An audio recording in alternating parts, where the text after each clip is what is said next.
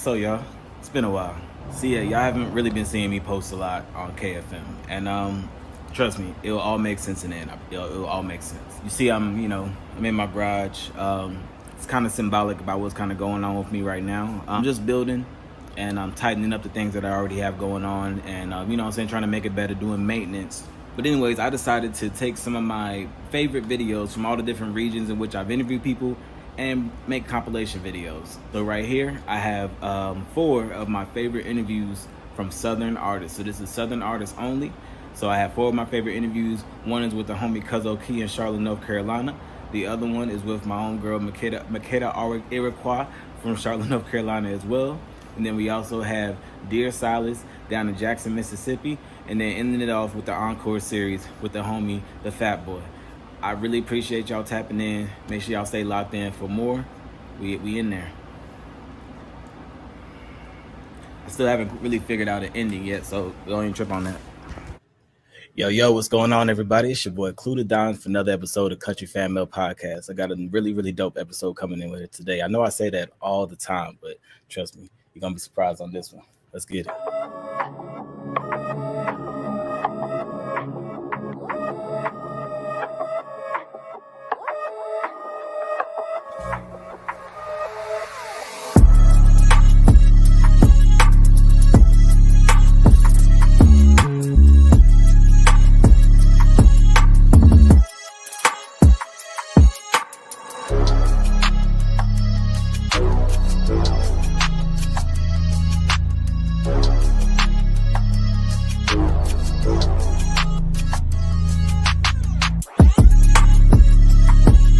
Further ado, I want to invite this gentleman on the stage. This interview was a big deal for me. First and foremost, I didn't think I was going to get it. Not that not anything against him at all, but personally, just been watching him for a while and honestly been seeing his growth. Just in the last year and even just in the last week, he's had a crazy week, and it's pretty much telling of what is coming for this gentleman. So without further ado, I want to introduce the gentleman to the stage, Mississippi's very own, Dear Silas. What's going on, G? What's up, man? Happy to be here, man. Thanks for inviting me on. Already, I appreciate you coming, man. Definitely. And then shout out to your team for helping me set up the podcast as well. Oh, no doubt. I love the name, man. Country fan, man. I'm from the country. I'm from the South, so I'm with it. You know what I'm saying? Yes, sir. Yeah, that's dope. Already, man. Yes, sir. So yeah, I'm from the South as well, man. That was one of the things that I would start off before. I don't start off my traditional way, but when I first heard your music, I was just like, man, this sounds different. I was like, he got that twang in it too. Like, is he from the South? And I kept on looking more into it. I was just like, man, and I hadn't heard music like that yet coming from the South, especially from Mississippi. But before we get into that, I want to start out the podcast like I do traditionally. What was the first song that you listened to this morning? This morning, I ain't stressing it. I feel it. That's not even like, me trying to throw, some promo in there. That's the first thing I listen today, because I turn my phone on and that's what everybody's reposting. So that's the first song I hear normally every day at this point right now. So yeah. So I ain't mad at it. And honestly, I ain't gonna lie, it's in my my workout playlist, and I work out first thing in the morning. So it's one of the first songs that I hear too. And honestly, it really gets me going, man, for sure, man. That whole mixtape, man. We gonna get into that, man, for sure. Yeah. So before we get into the mixtape, so I want to be 100% transparent that I recently discovered you maybe within the last year and a half, possibly. So when I was looking more into you and I was asking people about you and stuff like that, one of the things that one of my friends said was, well, what happened to Trey Parker? And I was like, well, who's Trey Parker? Yeah. So yeah, that's my first question is either who was Trey Parker and why the name changed? Okay, cool. So it's kind of a long one, but I'm gonna try to minimize it and compact it. But Trey Parker was one of my first rap names. It's probably the first one I stuck with. So that's the artist name I was going by before I transitioned to Dear Silas. So I came up with the name Trey Parker because I'm a third, and typically when you're a third, they nickname you Trey. So that's my name. That's what my family calls me. And at the time when I was picking a name, I didn't want to be like and this is no shade to anybody that does this, but I just didn't want to be like a little Trey or young Trey or something like that. So I was like, man, I wanted the name to sound like real, like just a real, name. But I think I may have been listening to some jazz at the time, and it was like some Charlie Parker playing saxophone player, and I was like, oh, I'm gonna just put the two together, Trey Parker. Damn, I like how they sound. And later on down the line, that kind of messed me up. It didn't mess me up, but me not thinking that it's a guy named Trey Parker who's one of the co-creators of South Park. So like my name kept getting mixed up. I saw that when I was looking up stuff. I was like, yeah, I was getting fan mail. So and later I kind of adapted the Trey Parker music into the fold so I can kind of differentiate myself from that happening. But yeah, Trey Parker was like the first, like my early era of making music. And I think like when I came to the transition of just going back to Silas, which is my government name, I wanted to just take a different approach to my music. I think when I was making music as Trey Parker, I was making music for everybody else except for myself. I was doing what I thought everybody else wanted to hear, versus what I really wanted. And it was a time and I wanted to rebrand. And I was like, I'm gonna just change my name and I'm gonna do what I want to do. And whoever like it, and whoever don't, it don't matter. I'm just gonna make music for the people who like what I like. And that's why I'm Silas now, Dear Silas. I feel that. Okay. And why specifically the Dear before the first name? Like, was it something that, because you said that you were making music for you, like you were just like everything was kind of to yourself in a sense? That's exactly it. So okay, all right. Like it's as if I'm writing a letter to myself. Like, definitely. I love being able to connect, with my supporters and make music that they can resonate with. But first and foremost, man, again, I was making music. I said I want to be selfish with myself and make music that I want to hear and make the things that I love. So it's just an open letter to myself. I'm really just always talking about the issues that I'm dealing with, trying to help myself get through it in real time. For sure. So that's why I call myself Dear Silas. Okay, all right, rock with that, man. I rock with that. Yeah. So staying kind of with the beginnings, the young Trey Parker, young Trey. So in high school, you were in the band and you played the horn. Yeah, I played trumpet. Yeah. Okay. So is that so? Actually, I was gonna ask a question that I already know the answer to, but I know you still currently play, or at least you still can play. Is it something that you still currently, do actively to this day? Oh yeah, most definitely. Not as much as I should, but I definitely do. I incorporated it sometimes. Maybe on this last mixtape, you have to listen a little closer. But I definitely put it in my music as much as I possibly can. Yeah, and definitely in my live shows, I pull it out. For sure. So speaking of this last mixtape, this is giving self-love. Yeah. So I was watching a lot of your lives, and from my understanding, you say you produce a lot of that stuff, if not majority of it, correct?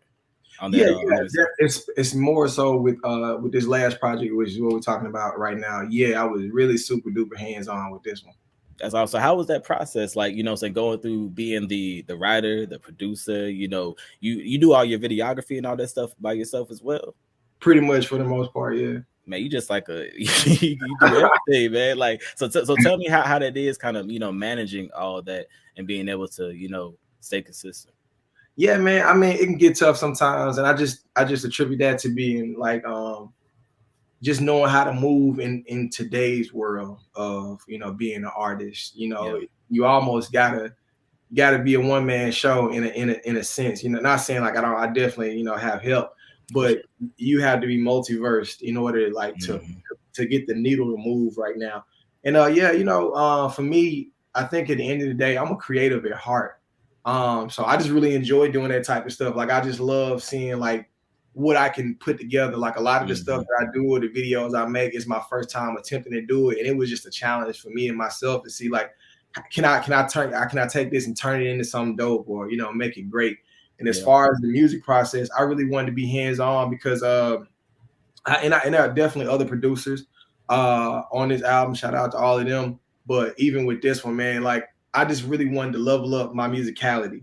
I wanted the songs to flow a certain way. I wanted, this to be this low and this to be this high. And it was just a great experience for me because not only am I, I want to put out good music, but I want to continue to grow as a musician or creative, period. So it's always important for me if I can get in there and do it, I want to learn. I love to learn new stuff. For sure, for sure.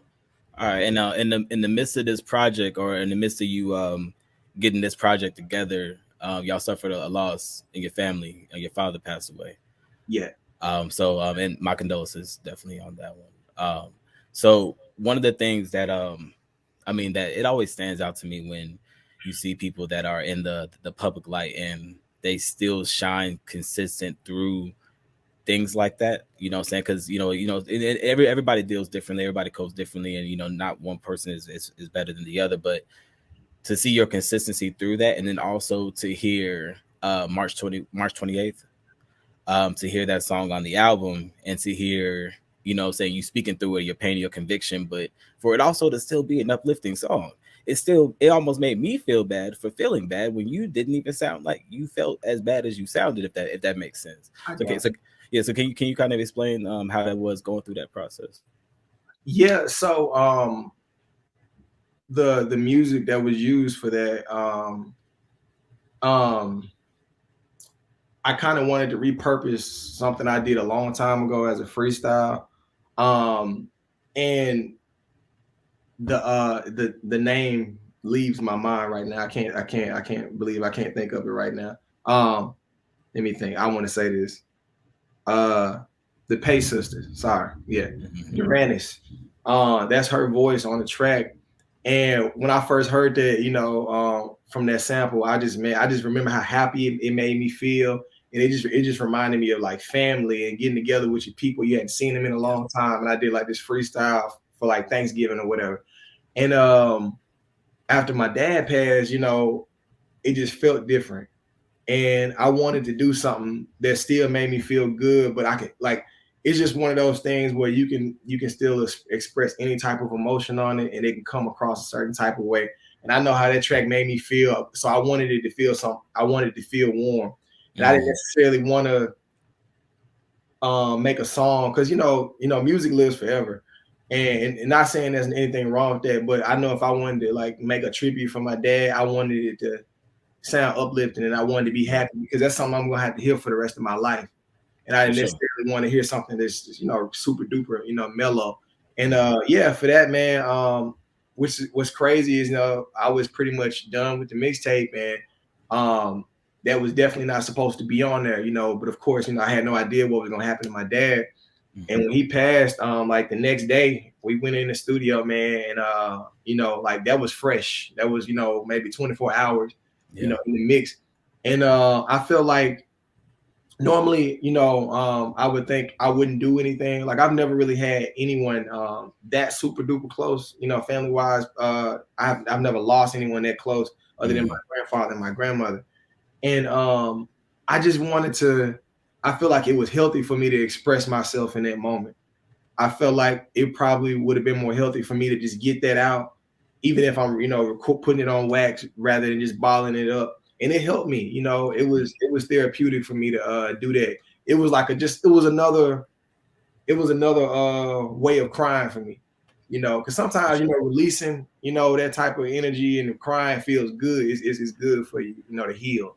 So, For sure. I sent that song to one of my homies. He lost his mother recently, and he was kind of going through it, and I was listening to it, and I shouted over to him, and he was just like, yeah, like I appreciate that, saying because it's different to hear a song like that, but it also be uplifting because sometimes we always hear it and it's when we feel down, sometimes it comes off as down, but to hear something that's uplifting and put you in those good thoughts of that person, those things are definitely needed. But speaking of the good thoughts, you're uncle now. Yeah, man, I'm an uncle, man, and that's crazy because that was one of the things where like of course, like, I miss my dad every day, and that never goes away.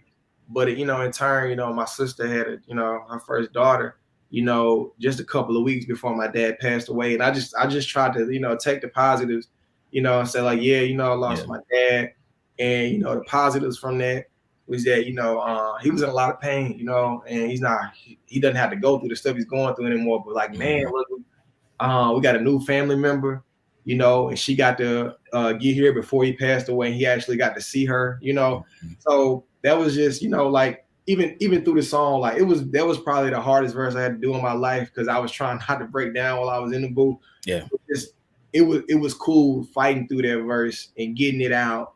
And then it started out kind of like, damn, but getting to that part about her, that brought me back up. I heard you smile in the words. Like I could hear the smile in the it was crazy, man. Absolutely, yeah. For sure, man. And kind of keeping on this this uplifting note, you've had a really crazy week. Like it seems like, every day it's just like something else is happening. So I mean, I could talk about it or you could talk about it, but like what's been happening recently with dear Silas, man? So man, I don't know if you can tell or not, but I'm a little hoarse right now. It's been a lot of screaming and running around the crib and like sliding across the floor. And me just just jumping up and down. My wife like, just a whole bunch of that. Nah, man, it's been a great week, man. Like it started kind of like at the tail end of last week. And, I just woke up one morning and I saw Teddy Riley had followed me, and I was like, where'd that come from? Like, Wow. I don't know. I was like, but I take it. I don't know, but whatever. And that was kind of like a sign of what was to come, the next couple of days, then before you knew it, Master P shared the video, actually acknowledged me, took the time to write me, wrote a post out, yeah. Yeah, and that happened, and I was like, and what's crazy, this is what I said. I said, man, Master P posted this, and I was like, Master P is a mogul, you know what I'm saying? I remember it was just cool for me because it was like a childhood hero. Like I remember the wars of being young and people going back and forth between No Limit or the Hot Boy. Yeah, I was about to say, yeah. So it's like you had to choose a side, and I love Master P and just everything he's done, not even just as an artist, but just as a businessman, and I look up to that, especially as a black man. Sure. So that was dope for me. So I was like, man, you know what? If Master P posted this, I'm sure like all the other big black moguls, I hope they see it. You know what I'm saying? And so I was talking to my wife, and I was like, man, I pray like did he see this, or I hope Snoop see this, and then lo and behold, Man, that was so wild. Like wow, like, and this was just yesterday. I can't. It's like stuff is going so fast. I can't believe this is like 24 hours ago. But even like then Snoop posted, and then he followed me and he hit me and told, so I was like, thank you, and he was like, nah, bro, fist pound and everything. Like it's been bananas, bro. So man. I'm just, right now my mind is and normally back in the day, I've had people, post my stuff all the time. Mm-hmm. And I never celebrated. I always like say, I see stuff happen, like plenty of people, Missy Elliott, SZA, Chance the Rapper, I can go on naming for days, mm-hmm. People like, put my stuff back out there and supported it. But I always kind of just like, I need to keep my nose to the ground and pretend that's not happening and just keep working hard. But I'm like, yesterday, I was like, nah, forget that, man. Like, let's go. You know what I'm saying? Like, be proud of yourself, but also continue to work, but don't be afraid to celebrate within the moment. And that's something like I'm really bad at, but I'm getting better at. So right now I'm happy, man. And I'm thanking God for all these looks and the opportunities. Mm-hmm. And, right now, I'm just looking forward to capitalizing on everything. Sure. Yeah. Man, it's an amazing moment. It's an amazing moment to witness for real. Like, seeing everybody, you have a really dope fan base. The Village is really dope. Like they really, like, shout out to the Village for real. Cause like, I mean, literally you'll go through comments after comments after comments, and like people really, they hold you down. And if like anybody tries to hop out of line, like it'll probably get to you. No, they do, man. And I love the Village, man, because it's such a family. Like sometimes I have my lives and I'll see people talking about stuff. I have like no idea what they're talking about. Like somebody would be like, they'll be going back and forth like, yeah, I just got a cast for my leg. And they was like, cool, I'm glad you healing. And I was like, wait a minute, when you break your leg? But they know. They know each other, yeah. And they building a community within my community. And it was so cool for me just to see like them like, conversating with one another. And I'm like, I don't even know what's going on, but they becoming friends, bro. Yeah. You know what I'm saying? From like listening to my stuff and that, like, that made me so happy. And just the community of like, people striving to be, be better with that mental health. Like that was really important for me, and that's something that I struggle with a lot. And just to know like that's the type of community that we build, and like it's not just about jamming songs. That definitely helps, you know what I'm saying? But at the end of the day, it's just about helping people, know that they enough and they got what it takes, or that to feel good about themselves and to love themselves, and like that's what I love the most about the village, the mindset of everybody. They definitely got it, man. They definitely got it. I feel like some people, some celebrities, man, they fan groups be the most toxic thing about them. The people be great, but the fan groups be the most. So but the village definitely got it, man. So kind of sliding into, you were talking about mental health. That's one thing that I'm heavy on, and I feel like mental health, it encapsulates everything, kind of, and it always starts from where we started, essentially. Mm-hmm. So kind of going back to growing up. I know some of the things that you mentioned in your music is that you were always seen as different, or you always had a different swag about you. You had a different, you weren't going to do this just because everybody else was going. You were going to do what you wanted to do until you decided that you wanted to, and then you, like you explained, you were just like, nah, I'm gonna do shit for me. Yeah. So I guess I'll bring this all back full circle. Like, how was it growing up? And was it Jackson, Mississippi, if I'm correct? Mm-hmm. Correct. So how was it growing up in Jackson? You know what I'm saying? Being who you were, and just kind of marching to that video drum.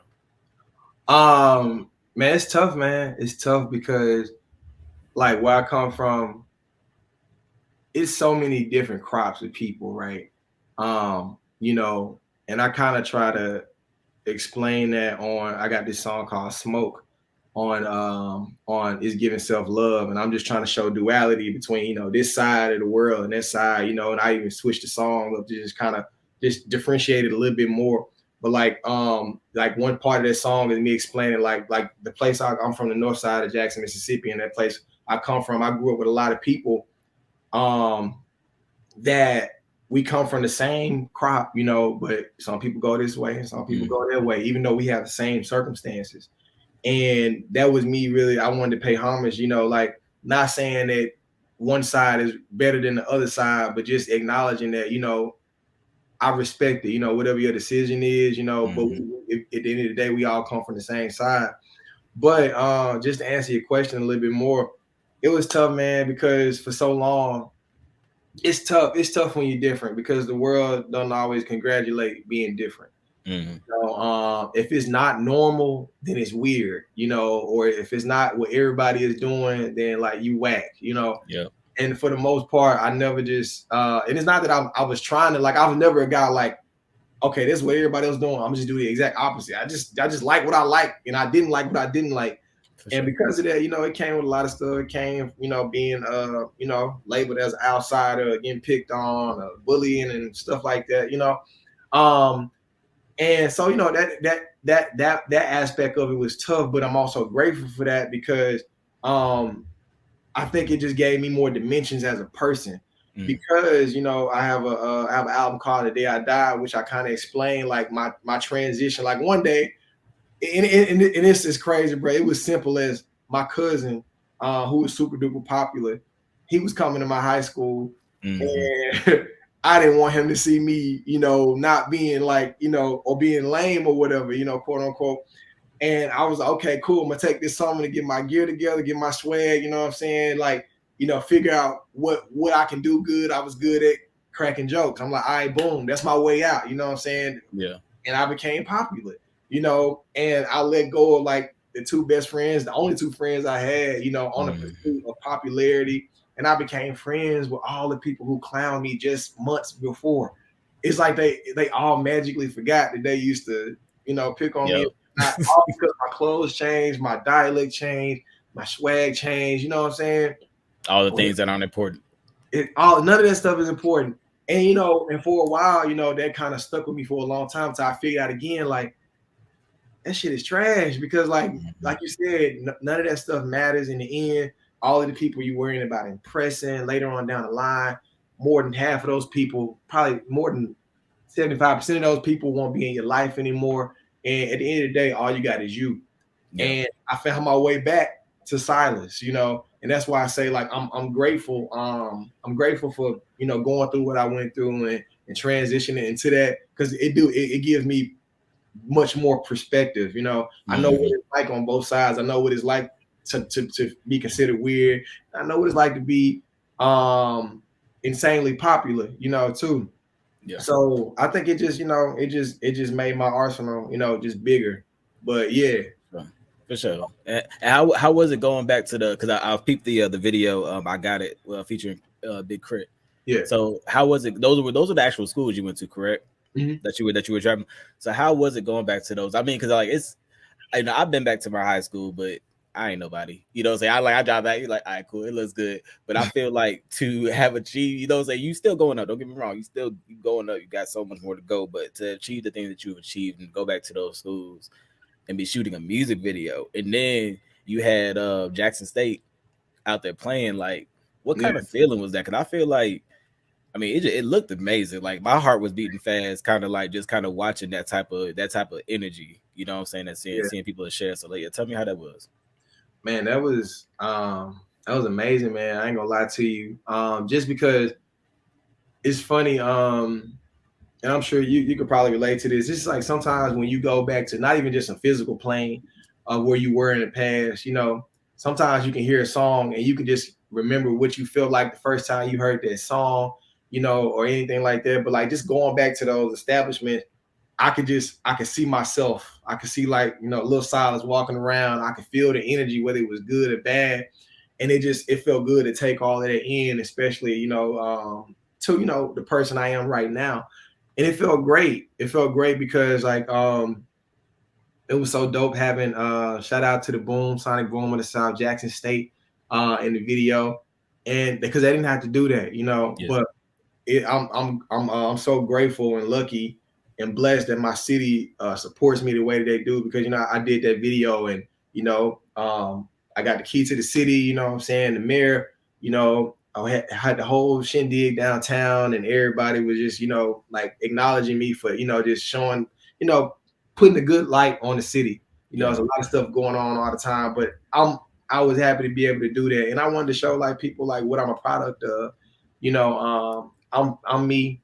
I'm from the South, you know, I'm from Mississippi. This is where I come from. And, you know, this is what I'm doing right now. I just want to show everybody that package in that journey. For sure. You definitely put on for the city, and the city definitely, they show how much they love you. I saw that you recently won an award at the Jackson Music Awards ceremony. Yeah. So you won Entertainer of the Year at the Jackson Music Awards. Thank y'all, man. Yeah.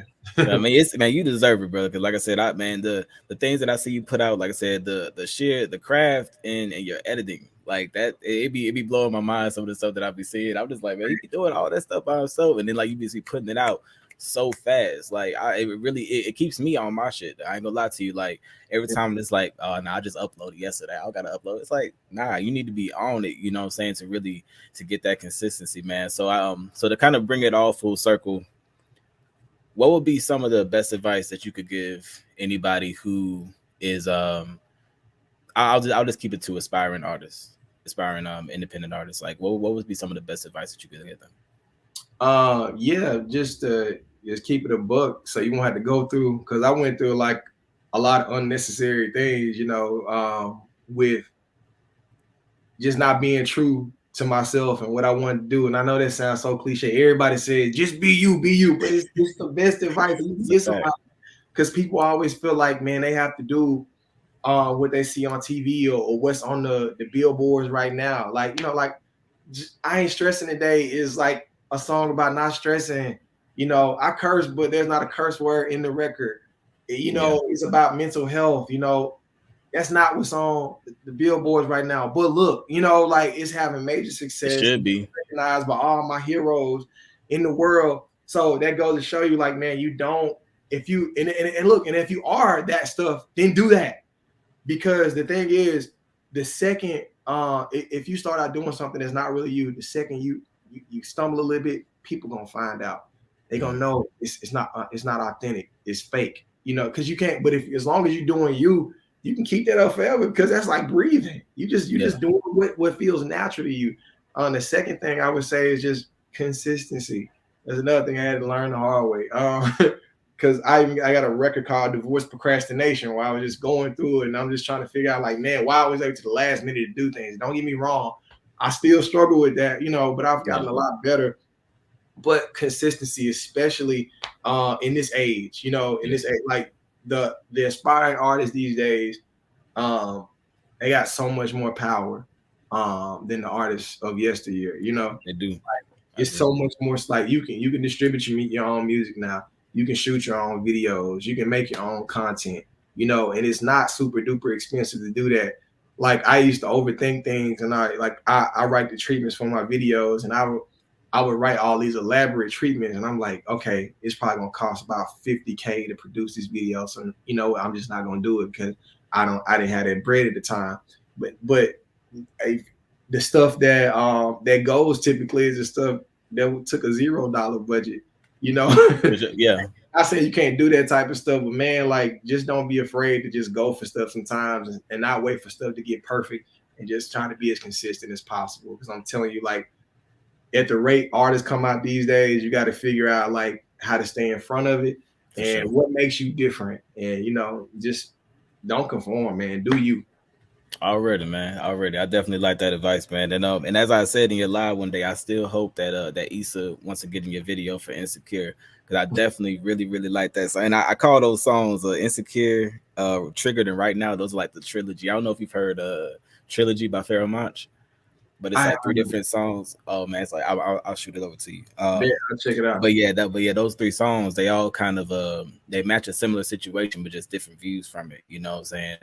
And yeah, definitely. I just want to make sure I said that before we wrap everything up. But yeah, with everything, with all that being said, I appreciate you coming on to the podcast, man. Like I said, it's been really dope conversation, man. And like I said, your mixtape is Giving Self Love. I listen to it all the time, and it honestly has helped me a lot with my mental health, and has helped me a lot with my confidence, and helped me process things in my head. Has helped me, even more so. Sometimes it's even good just hearing somebody else process something, even if it's not your specific situation. You can kind of, level with it, and it kind of, brings you that solace and that peace. So I appreciate what you do, bro. I appreciate everything that you got going on. Congratulations to you and all the success that you had going on, man. It's wild seeing it, bro. And yeah, man. Please let everybody know if they don't listen to you, if they don't follow you, where they can listen to you and follow you. Oh yeah. So if you don't know by now, I'm just Silas. You can listen to me on all streaming platforms, anywhere music is available. My latest project, It's Giving Self Love, is out on all streaming platforms. Make sure you subscribe to my YouTube because we got some goodies coming up real soon. I'm doing my best to see if we can get as many visuals out for everyone. If I can, every one of these records for It's Giving Self Love. So got that coming up. And yeah, man, make sure y'all visit the store at dear-silas.com. Copy some merch. We got the I'm about to say, show them the shirt. Yeah. Hug Yourself t-shirt. It says I ain't stressing the day around it. So yeah, copy those. We got them in. We might be sold out of the orange, but we definitely got some blue, and we got a lot more stuff too. So yeah. For sure. I'm gonna have to grab me a shirt, definitely, man. Once again, I appreciate you coming on to the show. Clue to Don, Country Family Podcast. Dear Silas interview. It's going up, y'all. Appreciate you.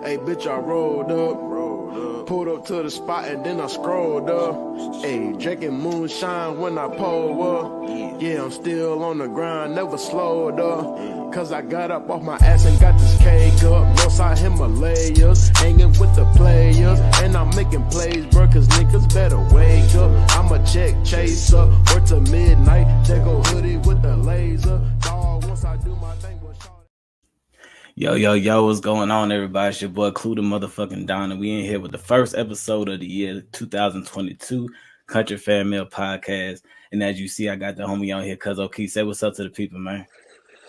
What's going on, folks? What's going on with y'all? God damn it, man. Yes, sir. We in here, man. And as y'all heard, man, coming into the thing, man, as I was telling them before we even started recording, man, all your stuff, man, instant bops, bro. No, there wasn't a track that I really didn't find myself bopping to. And that says a lot, you know what I'm saying, for real, man. So big ups to you, for sure. I appreciate that a whole lot. That means a lot. It really do. Thank you. Already, man. Yeah. And keeping that going, man. Yeah, I want to say again, thank you for coming on to the show. And also big ups to Skinny J for putting me on, man. He was just like, yo, look, My listen to the dog. boy. And it's been a constant move since then, you know what I'm saying? West Side homie over there. But yeah, man. So Yeah, with that my saying, man. yes, sir. So let's go ahead and get into it, man. So a few questions I had to ask, man, because like I said, you know, Skinny J put me on to your music, you know what I'm saying? So I listen, I dissect shit.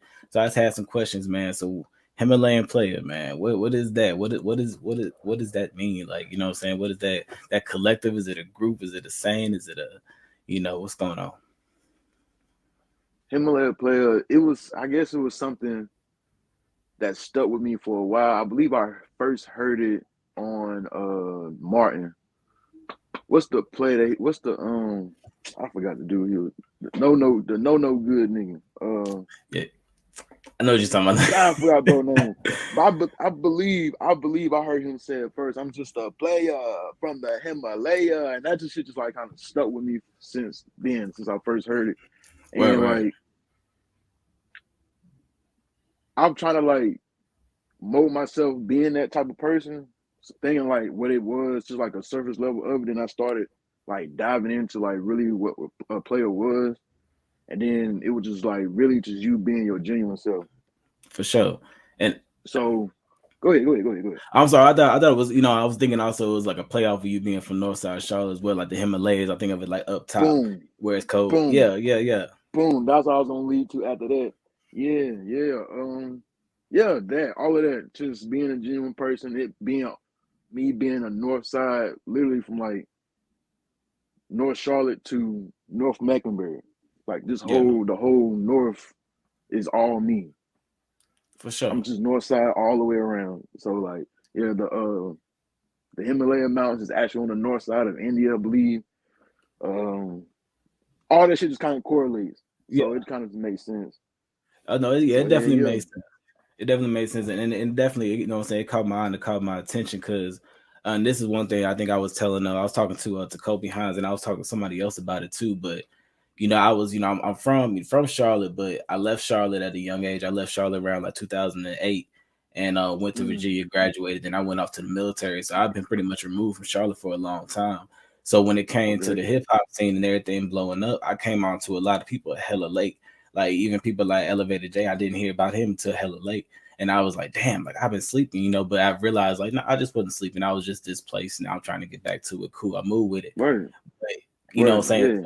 Yeah. But you know what I'm saying? With saying that, it's like, you know, all you usually hear about is West Side, East Side, you know, or even South Side. So, you know, so I hear, you know, so to hear something popping on the North Side, at least for me, it, you know, saying I think it brought everything together. I feel like Charlotte is such a place that has so much to offer. You know what I'm saying? Yeah. I'm glad that you say that as well. I've been lately been like a North Charlotte advocate on the rap scene side of just trying to push like that narrative, like, yo, we got shit too, because like you said, it's shit jumping off in the west, it's shit jumping off in the east. Hell, there's a few south side niggas getting going crazy. So with me being from North Charlotte, of course, I got to put on. I have no choice but to put on every song I get a chance. I get to say it. North Side. Yeah. Every time, every content I get to be on, I'm gonna say it to the loudest of fucking volume I can get to. So yeah. And how is that when you're maneuvering through, you know, I guess through the artist world, you know, because I feel like there's a world that only artists understand, like especially when y'all are around each other and y'all are in that, you know, in that industry. So it's like, how is that maneuvering around that space with other Charlotte artists? It's different because to be honest, I'm still new to the scene. Like I probably like just started getting my name jumping probably like 2 years ago. Okay. As to where everybody been here like 5, 10, 15 years plus. And that was with the Neonic project, right? Yeah, that's when I started with Neonic, like my first Neonic, that's when it kind of like okay, we hear you doing music, but that's like they're not really taking it serious because I'm not showing like my professional side of it. It's like I'm just doing music. Like here's a song, here's that. Like then I went to Neonic 2 as to where now I done found my niche, I found my sound, but I'm still trying to figure it out. For sure. Now I got the Neonic 3. I got it all figured out. Now it's like, okay, now we can take you serious because you actually took the extra step that you were supposed to take on the first go around and put it here. And now I got more knowledge, more game about all that shit. And it just feels better now because, yeah, like I just said, I know more now and I know how to maneuver. Yeah. Know who to deal with, who not to deal with, stuff like that. So, and I feel like it's probably better to go through that process versus coming into it, having it all versus, you know what I'm saying, versus building it up brick by brick, you know what I'm saying? Because that's what it seemed like you were explaining. You just kind of had to brick it by brick all the way up there, which, you know, anybody can appreciate and respect for real. Yeah, because at that same notice, I feel like if you come in just like head on, you got to be that from here on out. Like if you come in fire, everything else you got to be fired. Not saying like folks start off ass and then get fired. Yeah, like, it's just like it's an expectation when it's people like your first impression is everything. So for sure, you got to keep going after that. You don't want to go high and then go low. That's facts. So with the Neonic process or with the projects, the series actually, I'll say that was like I said, that was something else that caught my eye because, you know, any artist that have a series is just like I love diving into them because I love seeing the progression one, and then I also just like trying to figure out what the fuck it means. So with that, like, what does Neonic, you know what I'm saying? Like, what does Neonic mean, and like what's your process every time you go into the studio with those? So Neonic is just my name backwards. I ain't even thinking about that shit.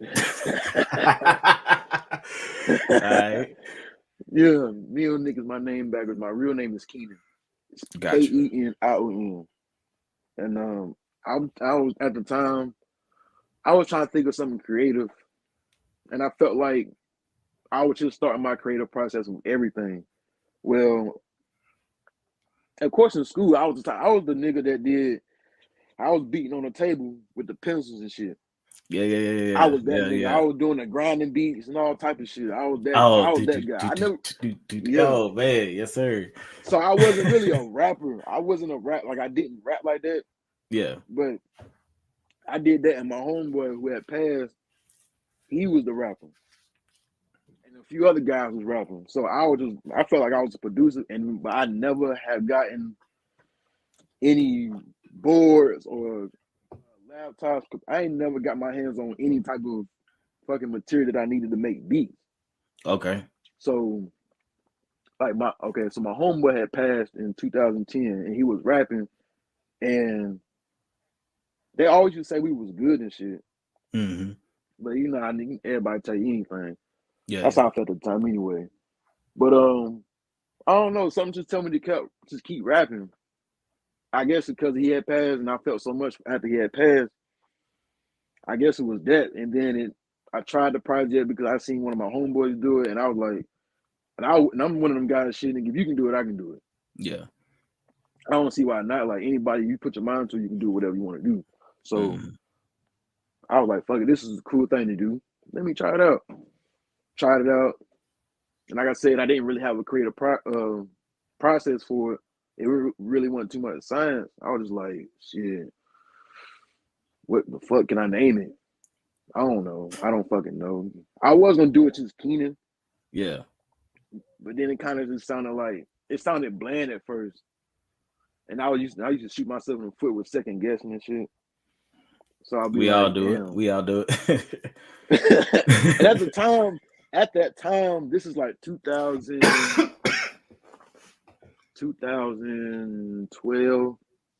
Okay. 2013. Who was popping at that time for you? I guess at that time I had just heard that ASAP Rocky. Okay. I just heard that. I was always into Currency. Currency was my number one guy since 2008. Yeah. Okay. Yes, sir. So yes, sir. That's my fucking top of the line, top shelf liquor, whatever, anything. For sure. For sure. He's that for me. He that type of lyricist. Yes. The only lyricist that caught my eye, I don't know why, but I would say it was like ASAP Rocky, 3-6, a little bit of UGK. I was doing a little bit of Houston shit. All right. I can hear the inspiration though. Paul Wall, Mike Jones. Mike Jones was kind of still writing a little bit. Yeah. For some reason. I wasn't really into underground like that much, but it was just like that right there because I was finding my type of music I like. I was trying to get out of the whole Gucci Jeezy era. Like, that's all I had. That's all I was surrounded by, and that's all I wanted to listen to. But I was like, as I'm getting older, I'm starting to find myself and shit. So I'm like, what do I really like? Yeah. And it was like into like that player shit, that cool shit, car music type shit. That chill shit. Yeah, for sure. Yeah. And that's definitely the whole vibe that I get from all your music, you know what I'm saying? And that's when I listen to most of my music. You know, I listen to music at home and everything, but usually when I'm driving around or when I'm at the gym or something, that's when I'm gonna get my real good listens in. So yeah, when I was pulling around, I think the first track that came on was Champagne and Whiskey. Is that so when I was just like, okay. All right, hold. So yes, sir. Okay. And that played in. I was just like, all right, so let me just make sure, you know, because I'm be honest, like I'm a critic, right? So I was like, let me make sure this ain't no fluke, man. So then I put on Tobacco Reefer, and that's when it just took off for me. And I think that's when I hit you up, and I was just like, yo, this like, because this first thing I thought about was I think it was Up by Wiz Khalifa. It was either that or okay, It put me in that mindset, and I was just like, man, I just need to go home, roll up right now, because like, but that shit is fucking fire, man. Yeah, and like, and literally, I just kept diving, and it made me really want to go back into your older shit. You know, I went back into what was you in a Space Dad, the track that y'all Universal Player. Yeah, that was the album we did. Yeah, and that me and Fields, Yes, sir. That man, I think that one track, I can't think of the name of it, but it was the Anita Baker sample. That one had me tripping out. It's not Ride with a Pimp. It's not Follow a Pimp. It's I have to look it up. Yeah. I can't even remember myself, but that's the thing about making music, man. Either you like when you make so much music or you write so much music, you end up forgetting your own shit. Yeah. How much unreleased how much unreleased stuff do you think you have just like, you know, in the vault? Right now, I'm sitting on 4 projects. Okay. One project is like 3 records though. Got you. Another project is like 4. I got a 6 record project. I will say this: I do have 2 collab tapes. So they kind of like in the process type. Most of the records are done. But it still got some more process as far as recording. That's pretty much it. We really wouldn't worry about too much the videos. Well, of course, do videos, but as far as like having product ready to give, the music side to be there. And we pretty much let the fans choose what they like. Okay. And then we go from like what music videos to shoot. Okay, that was definitely gonna be my next question, because I remember I was listening to an interview with I want to say it was Wale, and he was saying that he had a project lined up. I want to say he said he had Florin 2 or 3, whatever the one he just had lined up to release. 2. Yeah, he had that one lined up or pretty much done, and then everything started happening the year prior, 2020. So that's when he released Wow, That's Crazy. Oh, the 2019, okay. I want to say. So he decided to release that instead because he said it made more sense with the time. So he was like, he kind of just shuffled around his project. So my next question was going to be like, kind of what is the decision process when you're trying to figure out, you know, what do I release? You know, it's like, I know, because I guess certain projects had different feels, or do you think they all kind of pretty consistent? All these projects, they have their seasons to them. Okay. It's always and it's really dependent on like what you want to do with that project. Like, do you want to just put a project out, or do you want to put a project out and have it like being taken by a certain way? Like, you really want people to understanding how you want them to understand instead of just I'm dropping music, here y'all go. You know what I'm saying? Yeah, because you could lose artists. I mean, you could lose listeners like that. Like, and it's like it's a algorithm with it as well. Okay. You like I said, you don't want to start off hot and then come down to some shit because you just like throwing music out. For sure. But now you're throwing off the rhythm of like your style, and people want you to be. They want you to be creative. They want you to be in all these spots, but they still want you to be you. For sure. And it's kind of like it's almost like it's an unfair expectation. Yeah. Like you put yourself out there, but then you still let them decide what you do next because they're responding to you. They're the ones who's spending money with you. So of course they're gonna want you. Okay, then that shit fire. But then maybe they might have some type of comment or whatever, and it's cool because everybody don't like everything. So yeah, it is what it is. But it's just like staying focused with what you want to paint yourself as, because it can be taken a different way by them folks. Yeah. And you'll get lost in the sauce because they want you to do so much and you ain't doing what you were supposed to be doing. And you just end up messing up everything. Now you gotta do some stupid ass stunt, keep the clout up, or this bunch of crazy shit. That's why I chose the lane as far as like chill, cool shit. You can't do no more, no less with that. I done street shit, but like that's everybody is glorifying street shit. When you're on a different way, you're gonna look different for sure. Yeah. Already. Okay. I got one more question about the music. I'm gonna kind of switch gears a little bit, but what was my question actually that I had? Oh man, cause you said a lot right there, man. Damn. So yeah, I get the rambling off, bro. It's all good. I get the rambling off. I'm an old soul. I like to, we can have fun at the same time. It gotta be some real shit thrown up in there. I like to learn. I like to teach and be learned at the same time. If a conversation ain't putting me on something, man, I feel like it's just a waste of my time, honestly. So I feel that 100%, man. And I found out my question. So I think what I was gonna ask is how do you feel? I guess I ain't gonna say versus, but how do you feel about being signed versus staying independent? Kind of like pros and cons on either side of those.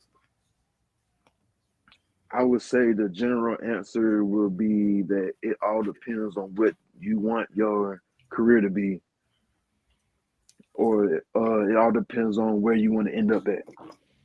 It all depends. Do you want to put in a lot of work, or do you want somebody to do it for you? Do you want to be big, or do you just want to have some bread? You know what I'm saying? Yeah.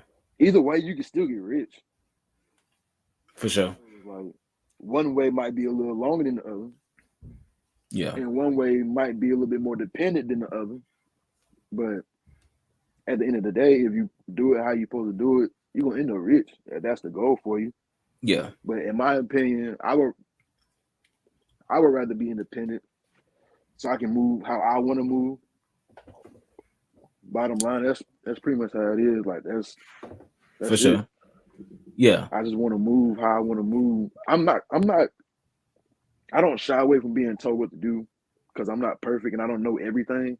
But when it comes to a point where I feel like I'm being forced, then I'll lash back and I've been fuck the money up, like so. I mean, because it's kind of like it's your nature, what I'm saying. It's depending on how you who you are, how you came up, whatever situation is, there's only so far you can be pushed.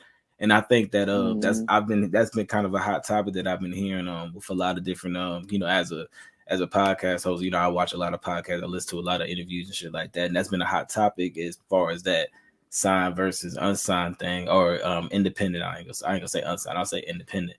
I think even with these labels, they've been even understanding, like, even if we sign you, we got to make sure that we gotta do you right because you can just do this shit by yourself and be independent. I think Russ was saying it actually. Russ is one of the bigger independent artists, and he's about to sign people, and he was just like, but when I sign people, it's like I'm just gonna provide you the resources. You're gonna be able to do everything created. Of course, that's how it sounds good. Yeah. Hopefully it happens like that. Good. What I'm saying, but hopefully it happens like that. But I think these labels, hopefully if they ain't had done it already, they don't wise up to realize that, niggas out here, they don't already realize. That's why they're trying to that's why they throw 360 deals at them. They don't already realize, like, damn, he fired, but if we catch him while he dumb as a brick, we can take that. We can catch him before he learned how to be independent. And that's what I'm really hoping that, there's a lot of these opportunities to get people to get wise up on that shit. And I think I shouted them out in the last interview, but shout out to DJ Chuck T. Every time I see him putting shit out there, he's promoting and putting a lot of people on game and at least, giving people the resources to do whatever they're going to do with it. So definitely shout out to that. But transitioning off of music, man, just talking about the city, man. Like I said, from the north side, from the west side, man. Like, how was it? Coming up. I think you said. Did you say you went to North Mac, Providence? I went to North Mac. You went to North Mac. Where? Okay, I went to West Mac. Word. Okay, so yeah. Well, I stayed in North Charlotte. I was staying in North Charlotte. So I was about 10. Then I moved to Davidson, up here with my folks, and I stayed up here until I graduated. Then I moved back to North Charlotte. Stayed down there to about 2015. Came back to Davidson. Came back to North Charlotte. Came back to Davidson. And I've been there my whole life. Yeah. I've been down 77. I 77. I know that shot at the back of my hand. Word. And it's always been like you ain't never wanted to leave the city, saying you just like, fuck it, why not? I never really wanted to stray. I didn't want to stray too far from the city. Because it's North Carolina. North Carolina got bumfuck counties everywhere. If it's not Charlotte, Greensboro, Raleigh, Durham, you're gonna be in a bumfuck Fayetteville, Winston-Salem. Like, if it's not none of them cities, you're in somewhere where you ain't supposed to be at, especially Exactly. So I don't like staying too far from somewhere. I don't like to drive 3, 4, 5 miles just to go to the gas station. For sure. You know what I'm saying? That doesn't make. I like the country, but that doesn't make sense. Like, so Davidson, with Davidson being on the outside of Charlotte, but still being in Mecklenburg County, it still gives me like that connection, a taste. Yeah, like a connection. But with it being in Davidson and they building shit, it gives you like a little taste because like you're like 15 minutes away from the city still. So. And how was that reach out? Because like I feel like every time I come back to the city, because like so I used to live off so I lived a few different places, Mount Holly, Huntersville area, So when I went back over that way for the first time in like I don't know, I think it was like maybe 5 or 6 years. For one, I'm whipping around with my lady at the time, and I was like, yeah, I'm gonna take you through my old hood. I got lost. And I was just like, I felt like, am I even from this city? Like, because I couldn't even figure out what the fuck I was. I was over an overpass, like Brookshire had an overpass. I was like, what the fuck is going on here? Like, I ain't know nothing. So it really fucked me up. Like, how I feel like every time I come back to the city, there's always something, this crazy development. Like, how does that feel? You know what I'm saying? Like, because, like I said, I left for a while. So coming back is everything's new to me. With you being there, you know what I'm saying? How did that feel seeing it happen? It's bittersweet. It's bittersweet. It's bittersweet because we're losing landmarks. Like when we lost Eastland Mall, we still talk about Eastland Mall. Eastland Mall, yes sir. Freedom Mall, shout out 1500 West Boulevard, all that, man. Come on, like when we lose landmarks, like it hits home for real because that's we grew up, that's all we knew. But at the same time, we knowing that the city is growing, And a lot of that stuff does get old. It takes money to get rebuilt, refurbished, all that good stuff. So Yeah. the same amount of money it takes to get it back fixed is the same amount of money it takes to build it. And I feel like, and And that's what's crazy about Eastern Mall. I feel like with the same effort that they put in to build a North Lake, they should have just went ahead and shut down Eastern Mall for a little bit, rebuilt it. You had the ice rink there, but that's Eastern Mall is a staple, man. We needed we need Blue Kiss back. Shout out to Blue Kiss. shout out, big shout out. But yeah, man. But yeah, man, I'm sorry, I didn't mean to cut you off, man. But yeah, man, it's just crazy seeing that, man, seeing that development. I saw like they shut down Chicken Coop, like not shut down, but they decided to close doors. They bought them out. They bought them out. That's what happened. That's what pretty much what happened. They bought their ass out. However, it's sad. Staple, it's gone. Like, yeah. Our kids won't know about this shit. All they do is hear about it. Like all they do is hear about it. Like it's a myth. Trey Waynes is a legend. Yeah. Come on, man.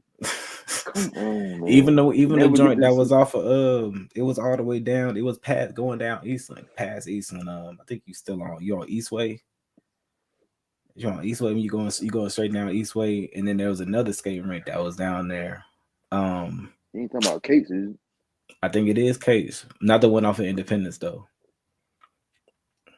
It was, but Case was somewhere before there.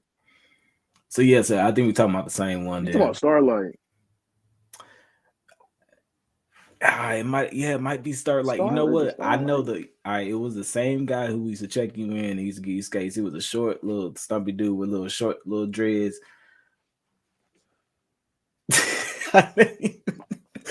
I can't think of his name, but man.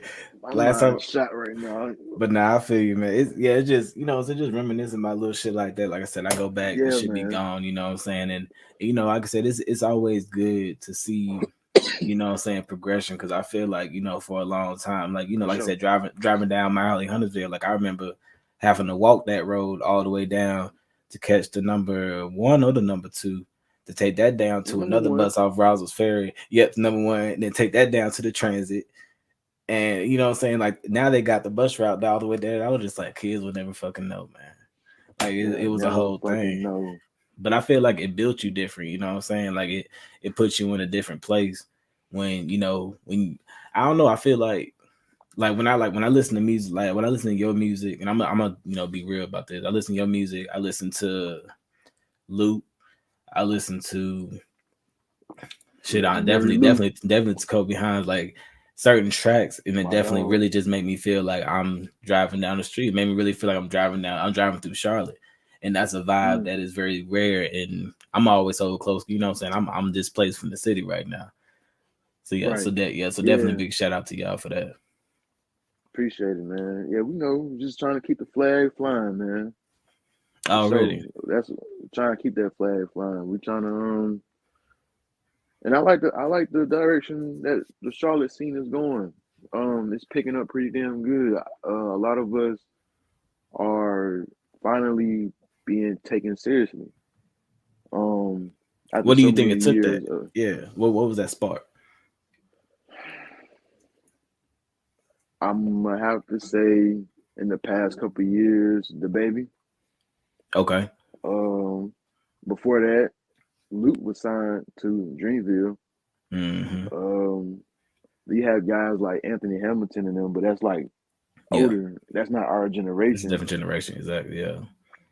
So I like to say folks like Luke, the baby, and as of later, as now, you got folks like Mavi, you got Jamonte. Those guys on the real rap guys, they taking off. They being recognized on a whole different level. Up there, they are up there, like on levels that we're not even really thinking about. And it's crazy that they are from Charlotte. Well, yeah. Bobby from Charlotte. Cleveland. No, he's from Akron, but he been here half his life. So yeah, it's a different vibe. Yeah. When you see us It's on that screen, you know, on that scale, you know, I used to have the conversation, you know, all the time. Like you said, those two names that you mentioned, you know, Lou and the baby. When you see them on that scale, you're just like, man, like damn, like these, you know, it's crazy to see people putting on for Charlotte like that. Because the closest thing we had next to that, you know, was maybe J. Cole. You know, as far as like a big person. Even if you were looking underground, you know, you had other people like, you know, Little Brother. That's a whole nother thing. But I feel like it was crazy to see it just on that, you know, on that big scale. Like it was like, man, like it's and it, like I said, it's a breath of fresh air to see folks from Charlotte to be on that big scale. Mm-hmm. Proud of North Carolina, but to be from the same yes sir area code as a great, that should, like, you know what I'm saying, like that shit should like push you. Like, I don't know, what's a good example, like when Aaron Rodgers looked up to Brett Favre when he was on the sideline, like, now look at this nigga. You know what I'm saying? Like, great. No, you just turned great because you just practicing, you've been studying, and these niggas be around you. And representation matters, man. Representation matters. When you see somebody from your own spot go up, man, it's a whole different vibe, man. It's definitely a whole different vibe. And I fuck with all the guys for sure. And I think one thing that I had to think about, you know, I think that is one of those, I guess, I ain't gonna say, well, I'll just say, yeah, it is unfortunate.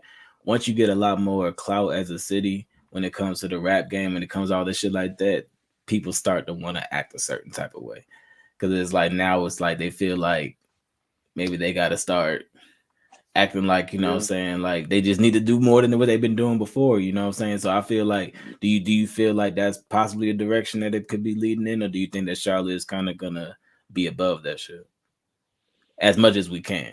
Because I feel like, you know, depending on the blunt, I might answer that question differently. I ain't gonna lie. Yeah, depending on the person, I feel like, I think I said this shit to somebody the other night, to be honest. The reason why I also like the way that the Charlotte scene is going is because we're starting to weave out the folks that's like not taking the shit seriously. We're starting to notice it because we already know, we know that it's hard to do it here because this is not the market. Yeah. Like, just bottom line, Charlotte is not the market for rap shit. They don't even support us like that. Like, they be turning us down when it goes to like trying to do shows at venues and shit. Like, it's hard to do this shit. Now it's COVID, nigga, please. Like, so I wouldn't say it's like a system as to figuring out who's who, but you can tell who's who when the outside notice you. Like when Pitchfork shouted out Jamonte. Mm-hmm. The only nigga from Charlotte, I believe, who got a pitchfork, if it wasn't Loot already. Yeah. The only nigga that I know that got write up from Pitchfork, and they big as fuck. Mm-hmm. When it's something like that, like, then they notice you. When it's something like Mavi having his face being on them big ass jumbotrons in the middle of Times Square, then they want to, like, okay, Charlotte artist, they doing it. Nah, like, we been doing it. You just now noticing now because you just we're noticing outside. And a lot of people, and it, you know, it's a human thing. You know, people who've been knowing you for so long, they ain't been doing shit, but then you just starting to do shit, but they feel like, you know what I'm saying, you ain't shit because you was standing there right beside them. You acting y'all wasn't doing shit. You acting different.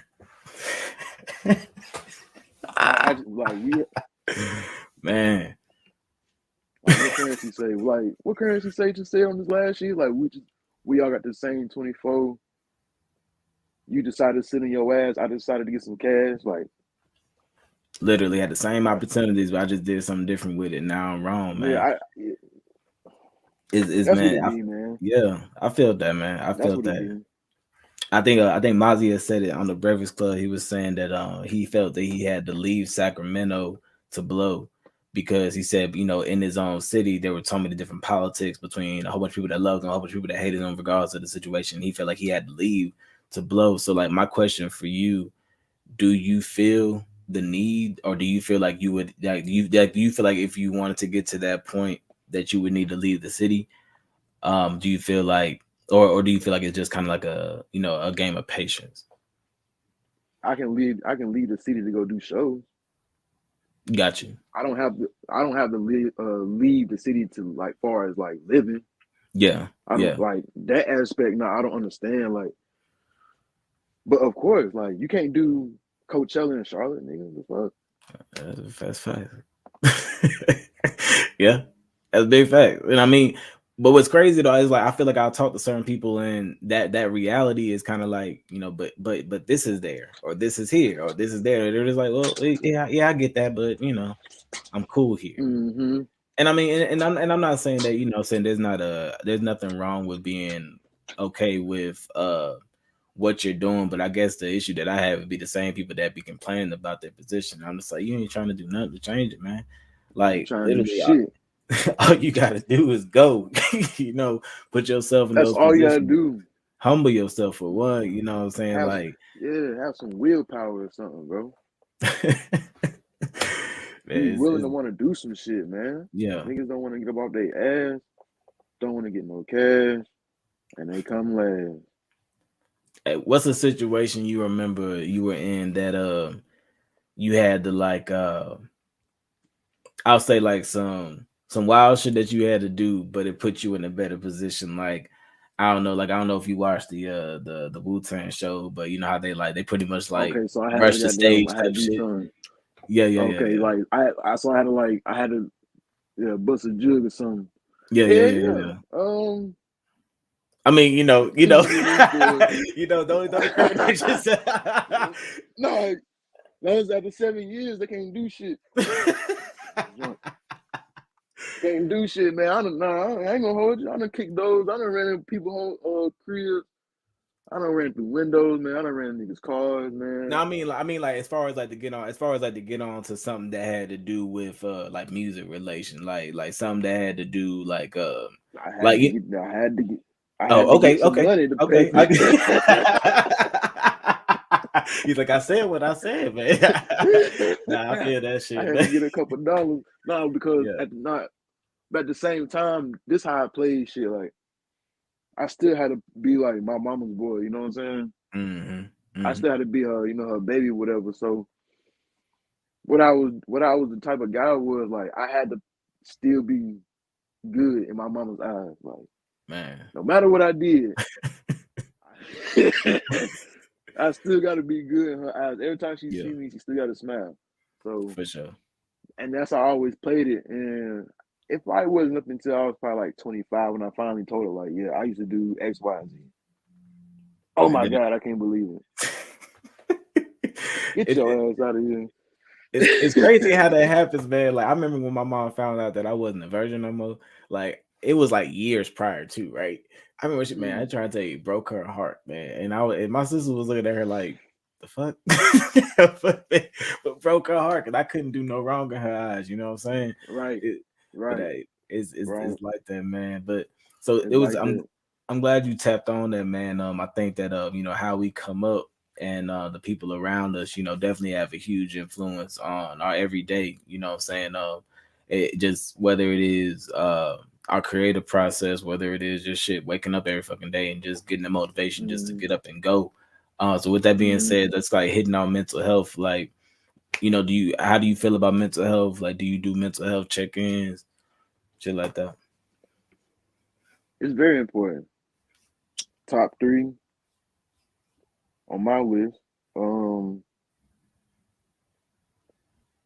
It needs to be taken more seriously. For sure. I feel like we joke. I feel like when we joke, when I see it on the internet, Twitter and shit, Instagram, when I see jokes about folks, sometimes these folks don't be knowing no better. You know what I'm saying? People always got a lot of access to a lot of, technology, phones, laptops, cameras, whatever. Yep. So when shit go viral, a lot of shit might go viral on accident.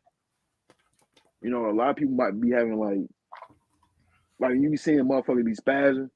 Yeah. Everybody be laughing like, man, you But my it's like a niggas whole, fucked they up having in a the head for whole real. fucking, yeah.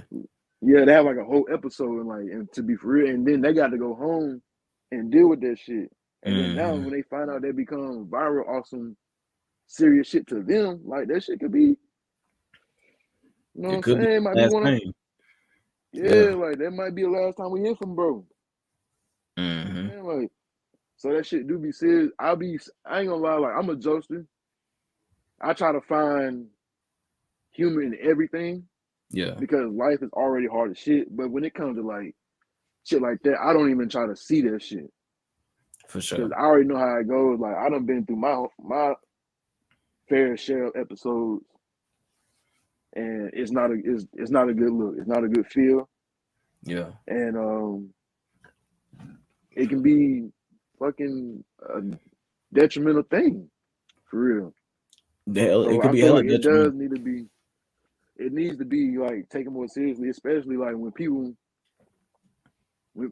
It feels like it needs to be, to me, it needs to be truth on both sides. It needs to be truth from the person who's asking you, like, yo, how you doing? You need to be truthful when you ask that question and be ready for whatever somebody gives you. For sure. So when they ask that, the receiver person has to tell the truth. Now you don't have to do a damn thing. Yeah. But if it's somebody if it's somebody that you consider a friend, you know, whatever, you're gonna tell them the truth. Yeah. A lot of people tell you what, I'm good, I'm all right, I'm straight, I'm cool. All right. Yeah. Nigga, no, you're not. Exactly. No, you're not. I felt that shit. I definitely No, felt you're that shit. not. 'Cause I feel like majority of the people that I talk to on a regular day basis, I'm probably not telling you the truth. I really do. You know what I'm saying? Like if you don't homie, you know what I'm saying, you're my wife, you know, yeah, you ask me, you know, I'm gonna try my best. Even, you know, I ain't gonna lie, even with my wife, sometimes, you know, if I ain't ready to talk about it, I'm like, I'm all right. Yeah. I'm good, you know. It's like, yeah, it's like, you know what I'm saying? You say, yeah, I'm straight, you know, I'm all right, you know, you can show signs of you being, Yeah. you're like, I don't feel Yeah. like talking about it right now. She's like, all right, but you know, when you say that, excuse me, just let them know, like, you know, yeah, I don't feel like talking about it. Whoever you telling that to and whoever's hearing that shit, they be like, and they understand, like, okay, that's cool. Because that's validating your emotions. If you be like, I don't feel like talking about it, and they be like, why you don't want to talk about it? Why they gaslighting you? And that's fucked up. They That's make it fucked seem up. like That's how wrong you for feel them. don't matter. For sure. Right. That's fucked up. They need to understand, like, if you don't feel like talking about it, they don't feel like talking about it. And they also need to understand if you fucking vent, they need to understand what that's about too, and just let that be what it is. Don't, you know what I'm saying? It has to be on both sides. You don't gotta respond to everything. Yeah. Right. I It felt has to that be shit, on man. both sides. So mental health is like, it's up there for me. Okay. Definitely. Okay. And also keeping on the same line with mental health, you know, talking about things that can drive us, you know, saying crazy. As far as your music goes, has it been any of your music that has been inspired by a female, or, you know, say some shit that you done been through? I feel like, you know, saying usually, you know, so there's usually a song or like a track or maybe even a mindset, you know, saying there's some shit that done happen, and you just had to put pen to pad, you know, what I'm saying, because, you know, like I said, women in mental health, you know, saying It'll do it. It'll do it. Yes, It'll sir. do it. So with that, what's the first song you said? Actually, you said it. You said Champagne and Whiskey. Champagne. Yeah, yes, sir. That was on some freaky shit. That's what it was. It was just Got you. some freaky shit. Yeah. That was that, and I always had to say Ray Charles Eyes. Okay. And, And that's a Neo Nick too, right? no, Ray Charles Eyes on 3. That's on 3. Okay. The last record. Yeah, that's the last record. Speaking of Ray Charles Eyes, I wrote that song the day after my birthday because on my birthday I took some acid for the first time, and I told one of my homegirls, Mariah, Peculiar Hippie. That's probably the next person you need to interview. That's the homegirl. Wait, okay. She's she was in the living room. We was at Phil's house. She was in the living room, and I looked over. I was like, I feel like Ray Charles' eyes.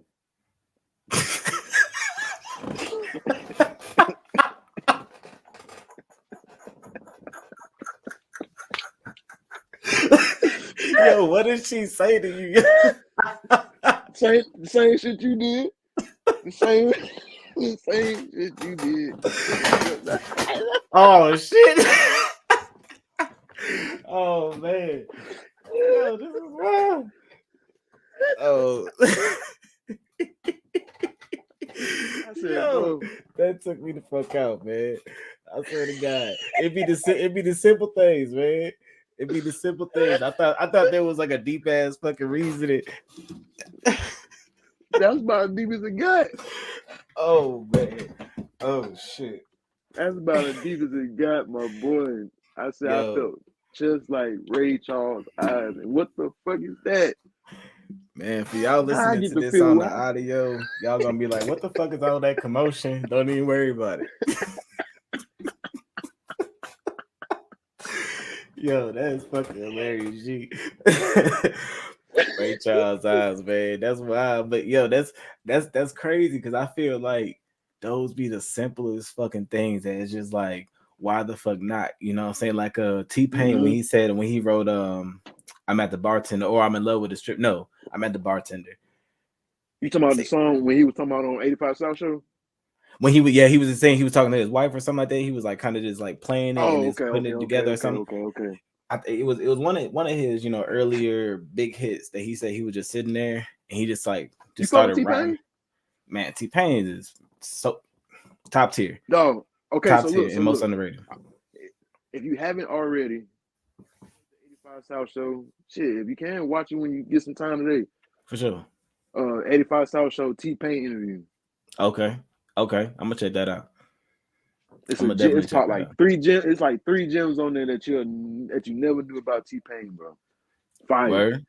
Fire. Okay. Fire. I'm definitely gonna check that out, man. Cause I feel like he's one of those artists that he has such a unique position, and for some odd reason got attacked at so many different levels and from the top down. Like you know what I'm saying? Like even when you think about death to the auto tune, like why Jay-Z have to do that? Tried him, because it was taking out that rap shit.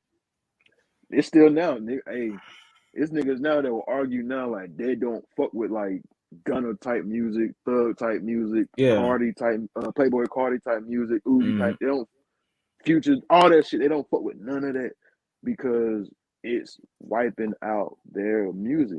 It's wiping out the hip hop shit. It's gonna always be there. It's gonna always be there.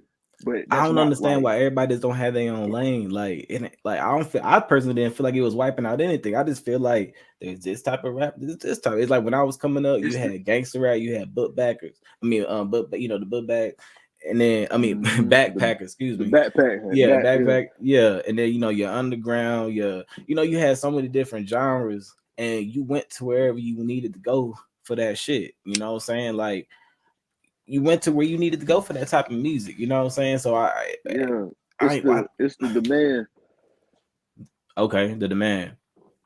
You think the demand is high? It's higher for the numbers don't lie. I guess it's higher for that little baby shit. It's higher for a Soulja Boy than it would be for Ice-T. That's an analogy for that ass. Okay, I definitely I feel that, man. Maybe that's why Soulja Boy trying to get so much validation now. And honestly, I feel like he has a lot of points because coming up in the era of Soulja Boy, it's like he was that person. He was the first to do a lot of that shit. Then it just gets funny after that. He'd be like, first person to drink coffee on the podcast. Like he just gets crazy after that. He just gets wild. But bring this off. Yeah, he really do, man. Bring this all full circle, man. As far as upcoming projects, I know you said you had some shit in the bag and you had a few different collaborations in the bag, but like what can we look forward to next with you, and like when can we look forward to seeing it? When? I want to say springtime. I want to say summertime. Might chill through the fall. I might do like some like drops. Well, I'm trying to drop videos all through the year. Word. That's the Gotcha. videos. I'm just gonna try to just put them out. But as far as projects, yeah, probably like springtime, summertime for sure. The fall, I'm gonna try to get like some big shows going on. Then probably slap. I probably slapped the last installment of Neo Nick. Well, you gonna finish off that one? I Damn. might just go ahead and finish off. I'm actually planning it right now as live. I'm actually planning it right now because I think about it all the time, but I just move like I said because it's seasons for it. Mm-hmm. It's seasons for like the type of music that I want to put out for that. Yeah. So if I can just do what I need to do during the spring and summer, it would be perfect.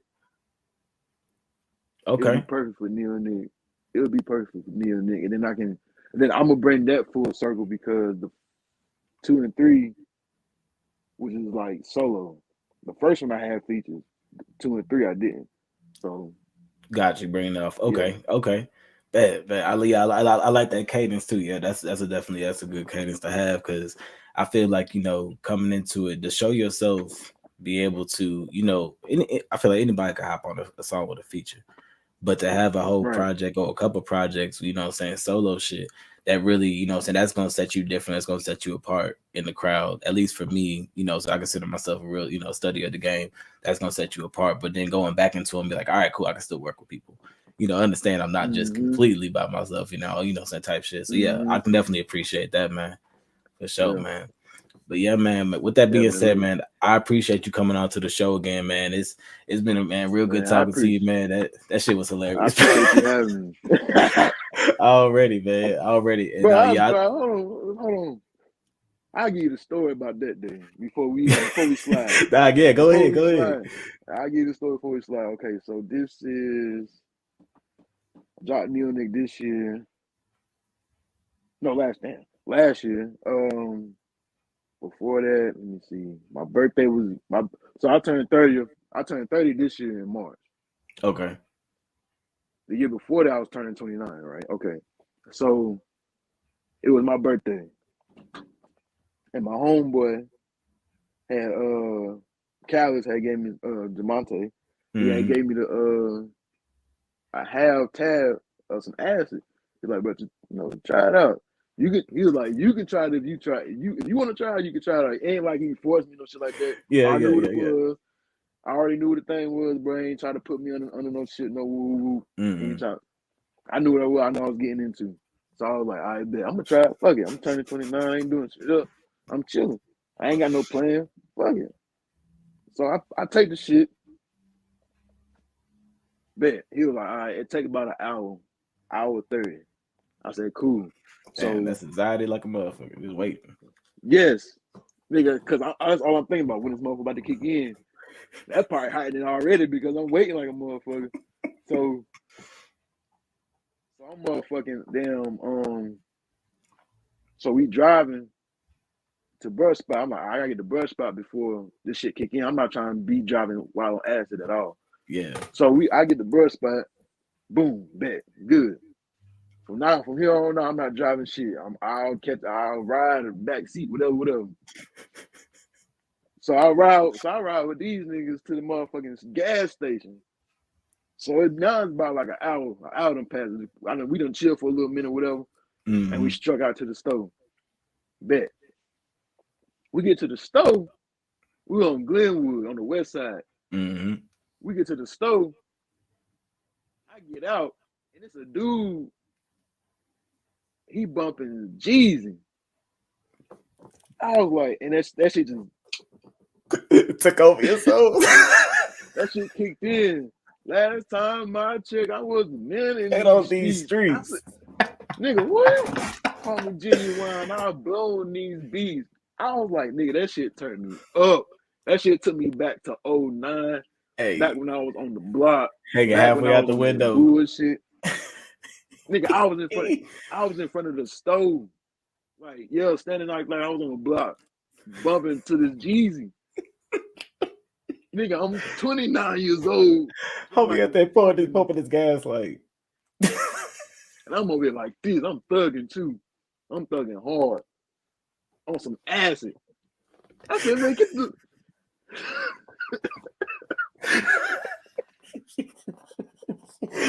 Yo, this shit is fucking crazy. I'm thugging hard. I'm thugging crazy. Yo, what your All right, homies so- was doing though? Laughing. Laughing. So we leave.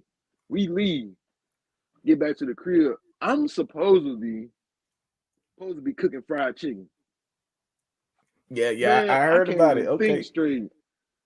Oh, the fried chicken stupid. The fried chicken on fire. But that night, I could not do anything. But I clean chicken, put chicken down, turn the grease on, and then forget what to do next. And they was probably just sitting there looking at your ass like, what the fuck? I'm turning around and everything. I'm thinking about a whole bunch of shit. I ain't even thinking about no fucking food. I'm supposed to be cooking. And my man Matt, he come through, he cooked the food. So after that, you know, it was just smooth sailing after that. Just ride the wave after that. Sheesh. I started self-reflecting and shit. Then that's how the fucking song Ray Charles' Eyes came about, because I started fucking self-reflecting about the shit I've been through. And then it kind of made a little bit of science to me, as to where like Ray Charles himself had to do the shit that he had to do because he was blind. Yeah. He had to like rely on a lot of shit. I kind of like thought how it was, and I kind of like felt like that in that moment, because I was self-reflecting. So I was like, the shit that I wrote about was like past shit. You wrote Like actually them wrote it first- while you was on the trip? Yeah. Like, I Oh, just shit. felt it. That's some I other felt shit. it like Okay. that. Like I felt it like that. And it was Damn. my man CJ cooked that motherfucker up. He had the beat already. He been singing the beat. And that night, I don't know why I listened to it. Cause I guess I was back in 09. I had my phone in my ear like this. I'm thugging still. I'm listening to anything. I'm thugging. Yeah.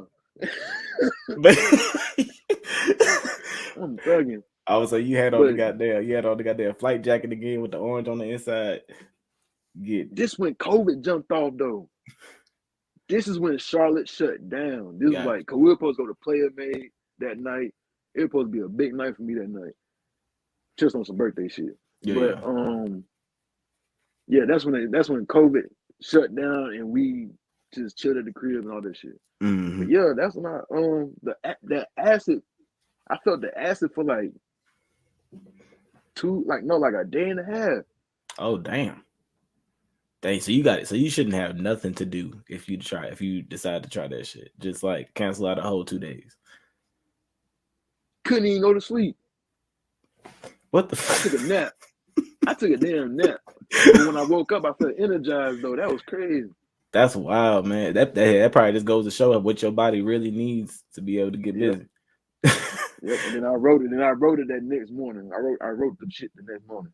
Man, I'm about to go re-listen to that shit right now, man. Because now that I know the shit, I'm gonna try. Now that I know the backstory, man, that's crazy. And I'm like, damn. And when I recorded and I heard, I said, damn, I really just poured. Because I'm not, you know what I'm saying? I'll talk to people, but I ain't too much of a like, you know, pouring out my feelings type motherfucker. Yeah, I ain't. I can give you that, and then you like, you can accept after that, but yeah. So, hey, I guess whatever you need to take you to that level, for real. That's what music is, though. Like that's my way of opening up. Yeah. Ray Charles' Eyes is a song of me opening up. For sure. I got another song on Neo Nick 2 called One for Cuz, and that's the first record. One and I'm talking about talking about my brother being locked up. There's a lot of So when I rap, I talk about real shit. Yeah. And when I do the player shit, I talk about like, that cool shit. That And I that mean, is. it is very straight to the point. I think you say, because he the type to run up on you like phone check, nigga. Like it's really just straight to the point. Like I'm saying this shit, I can appreciate Like, that, man. yeah.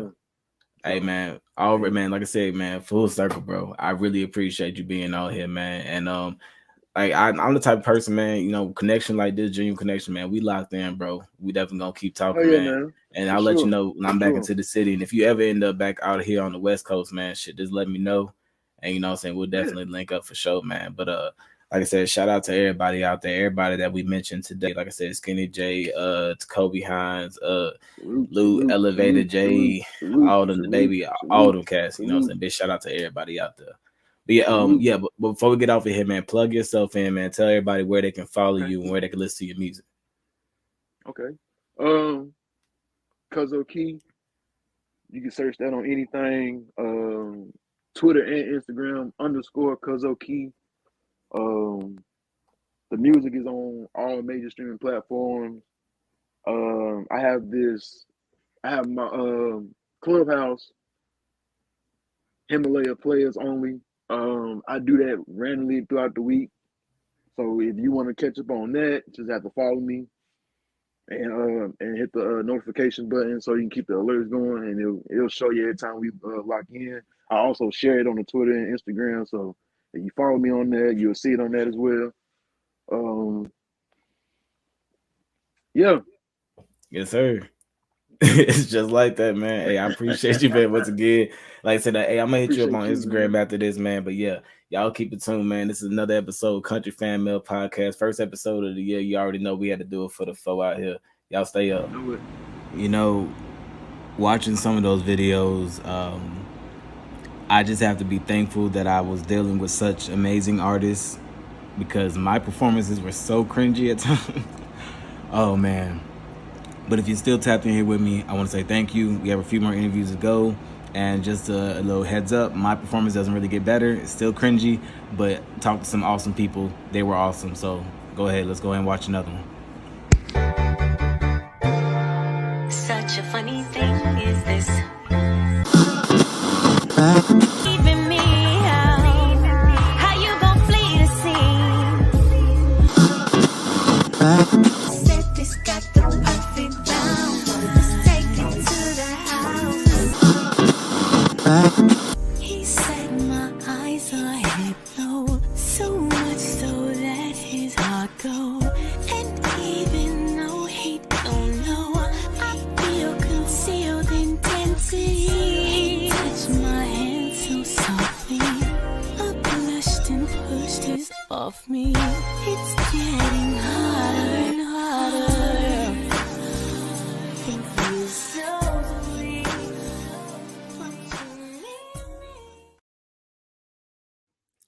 Yo, what's going on, everybody? It's your boy Clue the motherfucking Down for another episode of Country Fan Mail Podcast. And I appreciate y'all coming back. I appreciate y'all fucking with me. My numbers have been going the fuck up, so I appreciate y'all. Everybody that's been listening to me, all the feedback, all the positive energy that's been coming my way, and all the negative energy. I don't know if there really is any, but if there is some, I welcome it all. But with that being said, I have a very, very special guest coming to the show. People have been hitting me up for a minute. They were just like, yo, like, we love your show, but we need to see more ladies because the women are out there making noise in the industry as they always have. And I have one of the most recent, I think dopest, is that the word? Dopest up and coming Charlotte artists in the game. Go ahead and introduce her in. And I should have asked this before we even started the stream because I don't want to butcher her name. I know her first name because my sister's name Makeda as well, but her last name is Makeda Irioquos. Is that it? It is. It's, you said it right the first time. The S is silent and everything else is pronounced how it looks. Awesome. I'm so glad I did because I literally was sitting there for like 30 minutes like Irioquos. That's all right, much better. Awesome. All right, let's go ahead and rock it out. So yes. So what I asked, what was the first song that you listened to when you woke up this morning? When I woke up, I didn't listen to any music. Okay. Now, there was a point in time a couple years ago where I stopped listening to music.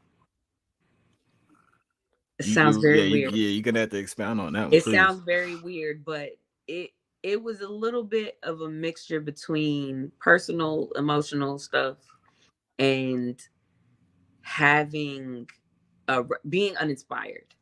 Mm. And I just didn't. Uninspired to make music, or uninspired just Yeah. in general. Gotcha. Well, yeah, in general, but also by way of that, uninspired to make music.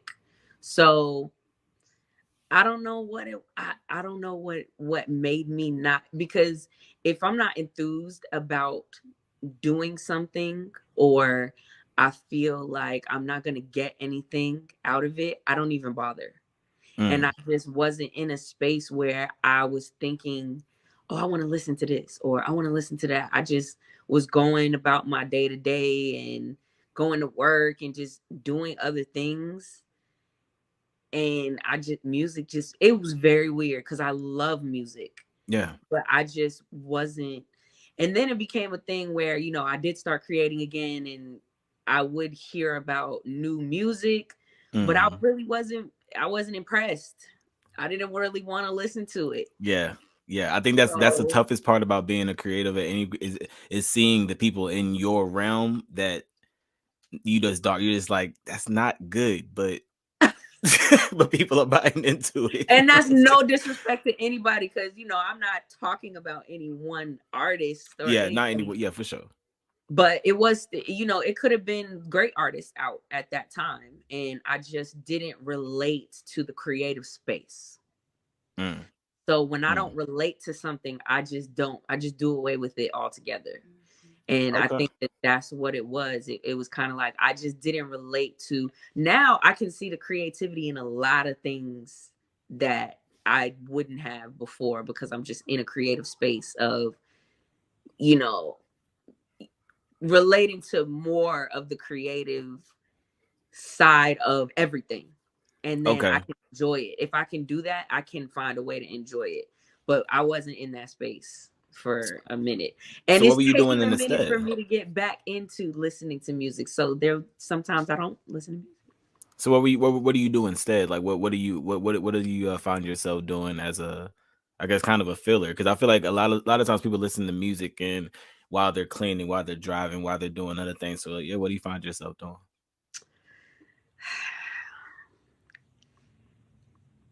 Sleep. You looked a little hesitant to admit that. I'm so serious. It's not no philosophical sleep. She's like, it's not that deep. I just like to sleep. Sleep or being in the studio making something. Okay.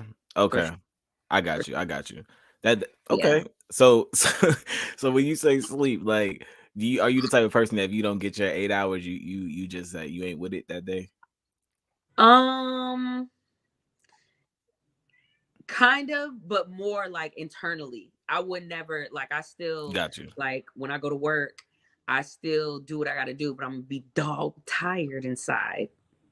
So and especially what you do, because I can't imagine you going into that. I don't know if you want to get into that, but I can't imagine you going into that occupation showing your exhaustion. You know what I'm saying? So I've been making music for a long time, but I am still in a space of cultivating that revenue from making music. So I've had a myriad of jobs. For sure. And my two most recent jobs were the Apple Store. I worked at the Apple Store for 3 years, and that's how I moved to New York, because I was able to transfer. But after I left the Apple Store, it was really dope. Shout out to Apple for that. After I left Apple, because it was time, it was getting to be a lot, I started working at TuneCore. Okay. And for those who don't know, TuneCore is a streaming platform. Well, a streaming distribution platform, subscription-based platform for artists to distribute their music on streaming services. So it's like DistroKid. It's like, that's what it sounds like. Yeah. Okay. So how was that? That sounds pretty dope. It wasn't the best experience. really wasn't the best experience. And, you know, without getting into detail, they really didn't treat their employees with, let me say, they didn't give their employees the best support for what they were asking of their employees, in my opinion. And, you know, there was the infrastructure of the department that I worked in. It was they cut a lot of corners, and they didn't like to take accountability for that. Got you. So needless to say, I ended up separating from TuneCore at the top of the pandemic. And then ever since then, I was just cashing out like everybody else, because they just fired me. So I'm getting unemployment, and I'm getting the extra. I definitely do what you gotta do, for sure. So I got a taste of what I want my career to be like. You just being able to pretty much freely be creative, pull up to the studio at all hours of the you know what I'm saying? So, and how was that? In that time, like, how was it? Was there a lot of competition? Like, were there a lot of other people on that wave?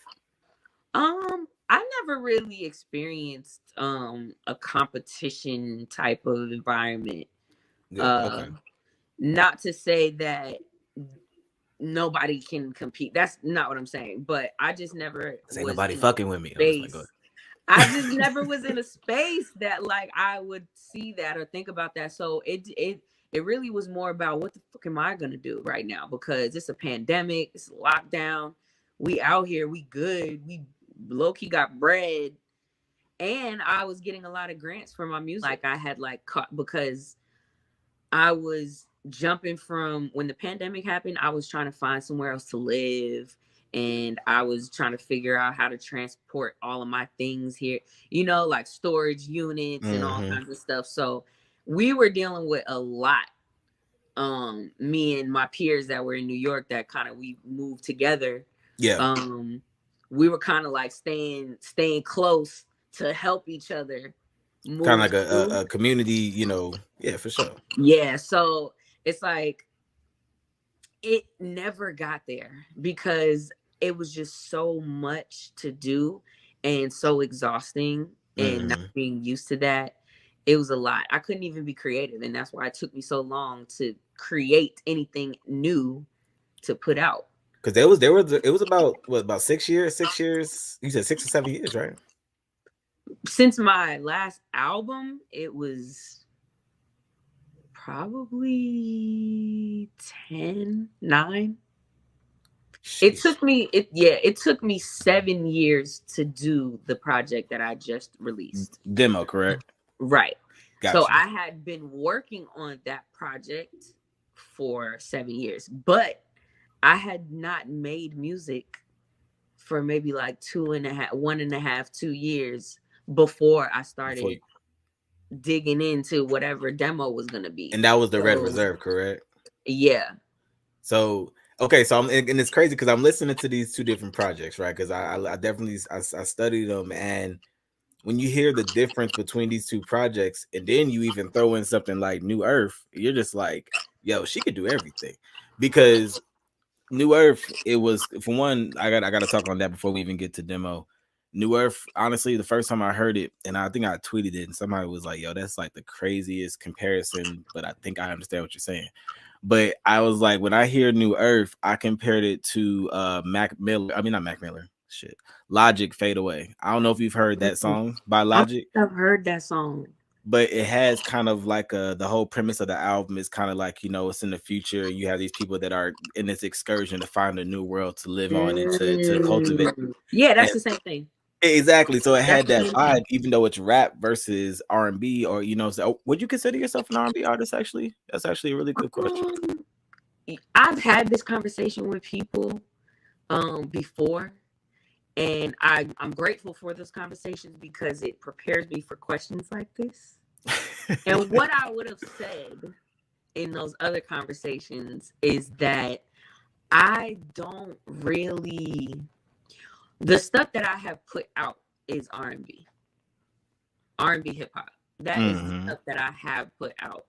I feel like New Earth is a soul.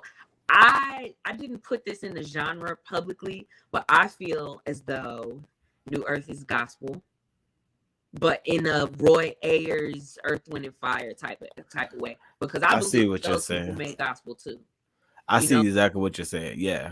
So the genre itself doesn't necessarily have to be about Christianity. It could just be. Yeah. And it's like, with all of those things happening, I don't really put, because I don't know if you've heard any of my stuff prior to the Red Reserve. Prior to the Red Reserve, I'm not sure actually. I don't think I went before the Red Reserve. There's a few other joints, and there's actually something else that I have in the pocket that I'm gonna play that I was so surprised when I stumbled upon. But yeah, I'm sorry. Go ahead. Okay. Well, there's like my first maybe 4 albums are really like versatile. Got you. So my first 2 projects that I dropped was like really hip hop. Like I was singing, but I was really rapping. Like I was rapping, but I'm not a rapper. So I sang it. Yeah. And that's kind of what, and they were over like hip hop samples that I just like got off of YouTube. And if it didn't have an instrumental, I would make the instrumental. Shout out to all the garage band engineers, because shout out to the garage band. Garage band is very user friendly. Shout out to Apple once again. I just started like piecing together parts of songs that didn't have an instrumental, and I would just make one. And I think you got really, really good at that, and you actually were really, really good at rapping. So before you continue, before we move on to when you moved off from rapping, I do want to play this track because I was so surprised to hear it, and I was very happy to hear it, and it was almost like a prophecy, honestly, to what the hell is going on right now. So I'm gonna go ahead and run this real quick. Let me know what y'all think, y'all.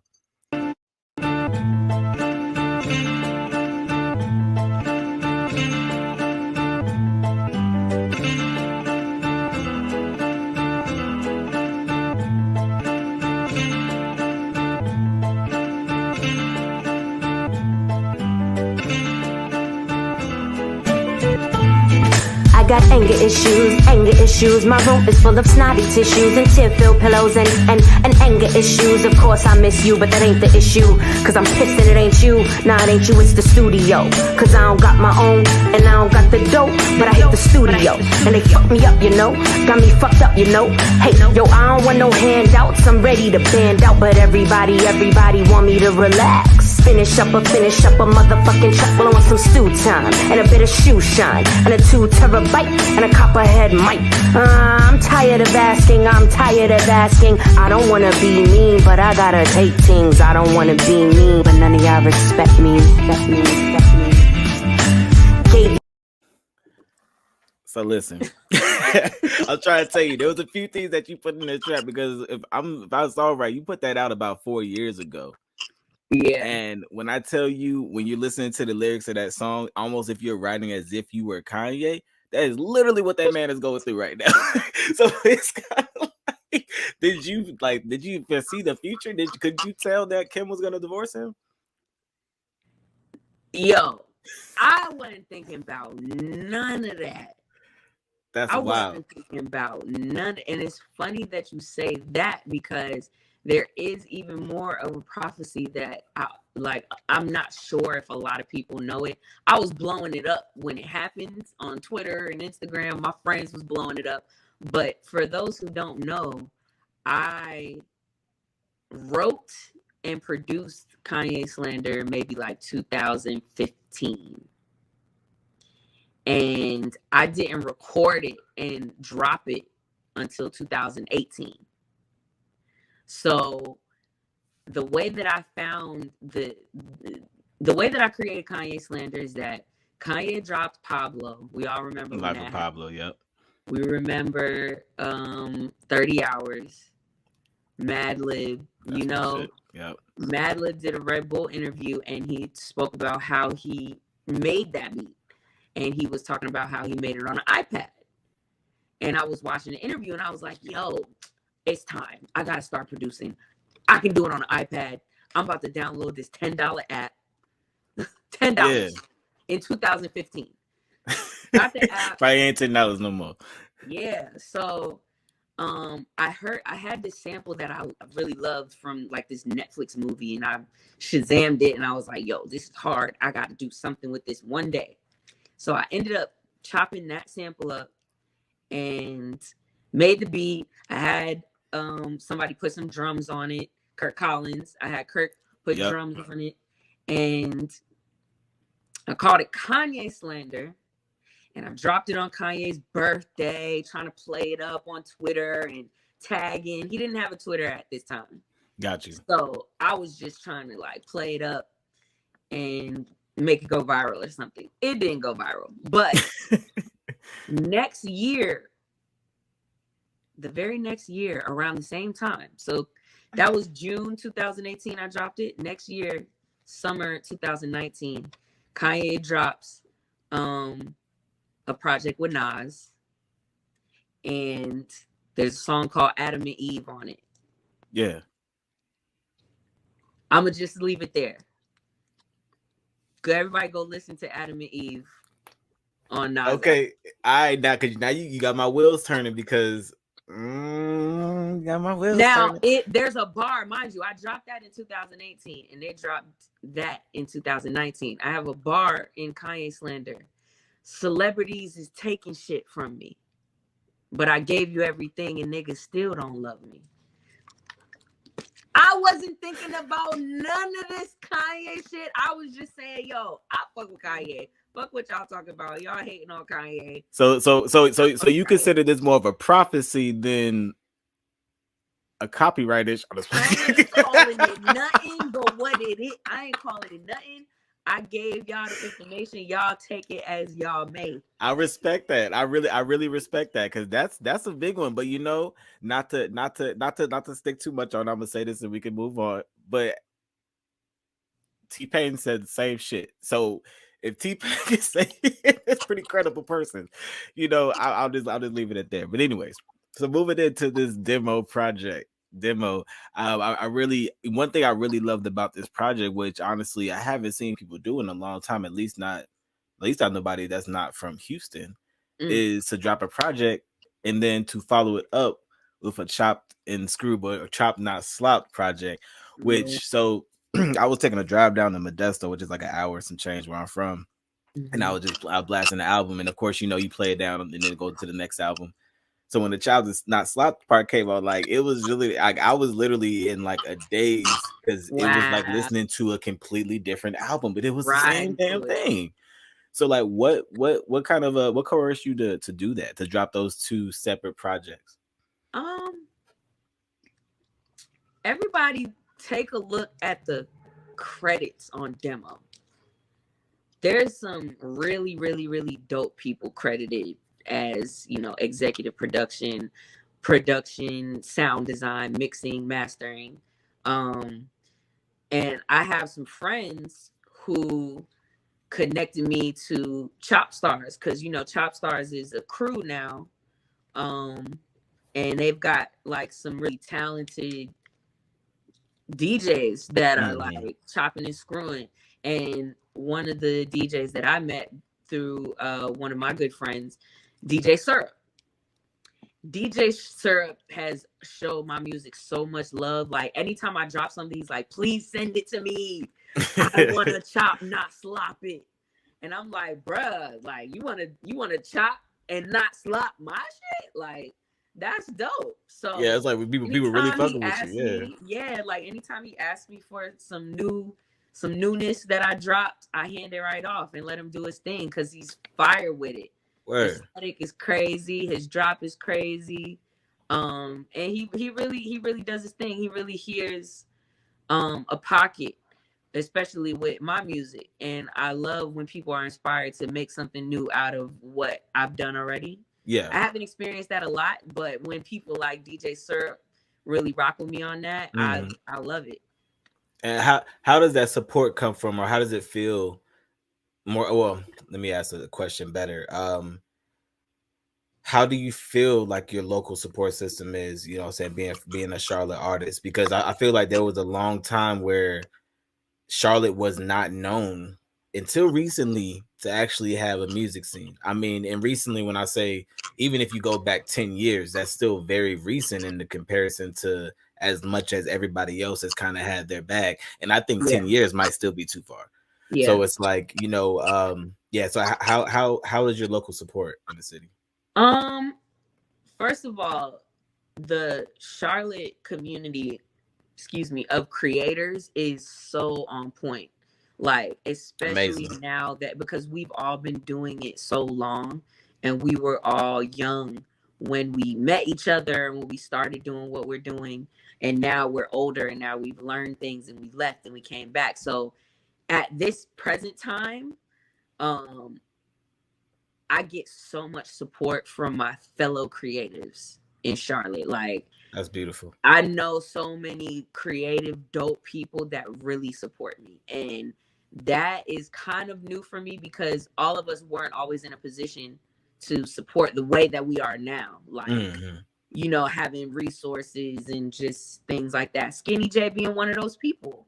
You know, like, I remember Skinny was telling me that he'd been here. He just was shy. So it's like, Skinny been around. Yeah, he been around. Yeah, we just all had to grow, and it just shows me where people's heart and where people's vision really is, because it's not always about oh, well, such and such don't support me, or these people, or nobody supports me, or whatever. It just might be that the people who want to support you haven't grown into how to support you, or just being in a position out there.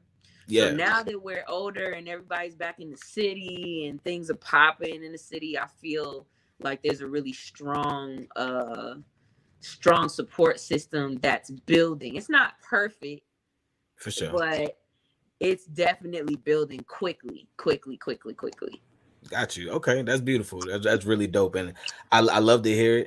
Honestly, I really love to hear it, especially, like, you know, I see so many people that, you know, I came up with, that I went to school with, you know, regardless if we were cool, close, whatever, but still people that, you know, all the, you know, in that age group that we're really all, we're doing our thing, you know what I'm saying? We're at that point where it's like, damn, we're old, but we're not too old. You know what I'm saying? Because it's really crazy, you know what I'm saying, to look at somebody like a 20-year-old. Like, you never been here before. It's wild. It's a completely new space, but, you know, it's really dope. I love seeing you know, especially so many people that I didn't know had the talents that they have. And you know, it's a beautiful thing. It's really truly a beautiful sight. So what would be, I guess, in your journey as far as making music, you know, between being in Charlotte, you know, being in New York, and you know, doing any type of shows or anything, what would be probably one of your most memorable moments while you were making music?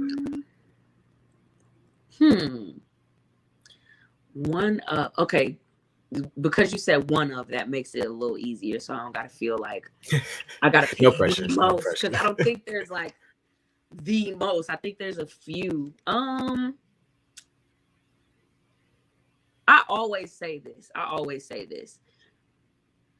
2012, locking in with Sky U and Third Eye Awake, and for real Charlotte people who've been in the Charlotte scene, y'all know Third Eye Kids, and Sky University.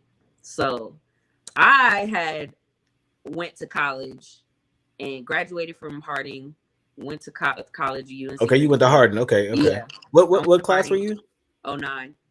Okay, so you probably knew some of my family. I had family over there. Okay, got you. Okay, we're the same class. Got you. Nice. Okay. Yeah, I went to Harding, graduated from Harding, and then I went to UNC Greensboro. So my first senior year, because I was a super senior, I did a bid twice. Hey, but that's okay. You know what I'm saying? You gotta do what you gotta do. I did it. You feel me? You didn't quit. I didn't. I was about to, but I didn't. Super so senior, my first senior year, that spring break, I kind of had this, like, the whole awakening happen. You know, a lot of people in 2012 did. For sure. And it's not that I wasn't awake before, because my parents are very spiritually, they're in tune. So I grew up in tune to a degree, but to start understanding certain things for myself, that was happening a lot in 2012. And I came home and I just was like meditating crazy and like doing all kinds of Hindu mantras and learning them and just chanting and just, trying to raise, but didn't really know why I was doing it. It just was what I was inspired to do at that time. And I started hanging out with these kids that also made music and did creative stuff and made beats and made videos and all kinds of stuff. And I just started hanging out with them. And when I tell you, that was like, to meet people that did what I did, but were also spiritual and wanted to put spirituality in their creative work. I never met people like that. Is this the cat that was in the video for your after party promo? There, he gave you there something. You were like, yeah. open your eye, something like that. Yes, Brio. Right, Shout out to Brio. Brio is Scotty's third eye. Kurt Collins, Coach Noise, Nigel, Joey, Miles. Everybody know the crew. And that's you talking about Miles, the sock Miles? Huh? Sock Miles? Miles Harris. Okay, I'm not sure. Gotcha. Money go for Miles on Instagram. Gotcha. He's a dope producer. But yeah, like that. But the people that I named are not the extent of how many of us it was, and I was new. I was already a senior in college. And some of them was graduating high school. Y'all doing all of this. Y'all been doing this. Y'all mad young. Y'all got mad music. It's fire. And they was giving me the same energy. You know what I'm saying? It felt good to be appreciated and to build something that, spiritual and positive, And I hear a lot of that influence in your music. I love the skits that you have where you just kind of talk with people. I think that one y'all had me cracking up. He had the line where he was like, it was something hilarious, but you were just like, you were laughing at the line and you were like, that was genius. I know exactly what you're talking about. Yeah. The bar is Shawty back it up like she had a clog. I know that's the bar. I was dying when you were just like, hold on, time out. What? Hold on, that is amazing. Yeah, he went crazy with that one. It's the simplest things that just hit the hardest. So, and I've always wondered this when it comes to R&B artists, because I feel like, well, and you just said you clearly were not just an R&B artist, but as a singer, I'm just saying that. Yeah. I feel like everybody expects y'all to have some crazy, extreme, elaborate love life, exaggerated love life, or a really, really shitty one, because you got to have something to write about, right? I feel like everybody just assumes that there's nothing normal. It can't be normal. Either you're Mary J. Blige or you're Beyonce, right? So it's like, where do you kind of find yourself, and has your actual love life ever inspired your music? Because according to Wale, he don't actually be going through half the shit he writes about. He just likes to write a story. So like, is that kind of you, or are you inspired? Well, I'm inspired by everything that happens in my life. So it's obviously going to be, if anytime there was a love interest, it's going to affect, what I'm going through in my real life is going to affect what I'm writing about or creating, because I'm inspired by what's happening in my life. So, but with that being said, I don't really write. I feel like Demo is moving more into a space of even talking about relationship, like aspect, whether it's what I'm going through or not. Because you didn't really talk specifically about anybody. You just you talked about yourself. It was honestly, it was all about you, which I could appreciate. Right. And it was, like you didn't really. It was no like you boy. There was no like It's a side of myself that I don't even tap into. So this is the first time that I'm even talking about myself in that mood. So before that, I kind of, maybe here and there I would make reference to a romantic situation, but my music early on was pretty abstract. Like, you don't know what I'm talking about. Like, it sounds seductive, I guess. It sounds sultry. It's croon, but I'm not talking about nothing. And I did that on purpose. Like, I really wasn't talking about nothing. It's dope though, because it really just makes you it really makes you really your own story. Huh? You could give it your own story. That's how exactly. Exactly. And it's also like, I feel like some of your stuff even crosses two different genres, because you have songs like Perfect Bounce, which I think I tweeted about that too. I was like, I've never heard a twerking song sound so melodic. Because if you look at it like that, it's a dancing song, but then you can also look at that and put a clean version on Space Jam 3. Exactly. And it rocked just out like that. You think you're talking about basketball because you talk about taking it to the house and stuff like that. So I was like, yo, this woman is a genius. I believe Kanye bit you at this point because you're a genius. But yeah, it's really I appreciate dope. That. No problem. So bringing it all full circle, if you had an opportunity to get a message out to the whole world, like if it just like a message would come across their phone, what would it say?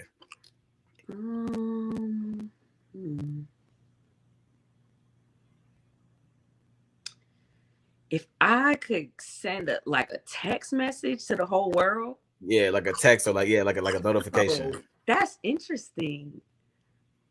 That would have never crossed my mind if you wouldn't ask. I was hoping nobody had asked you that before. Never.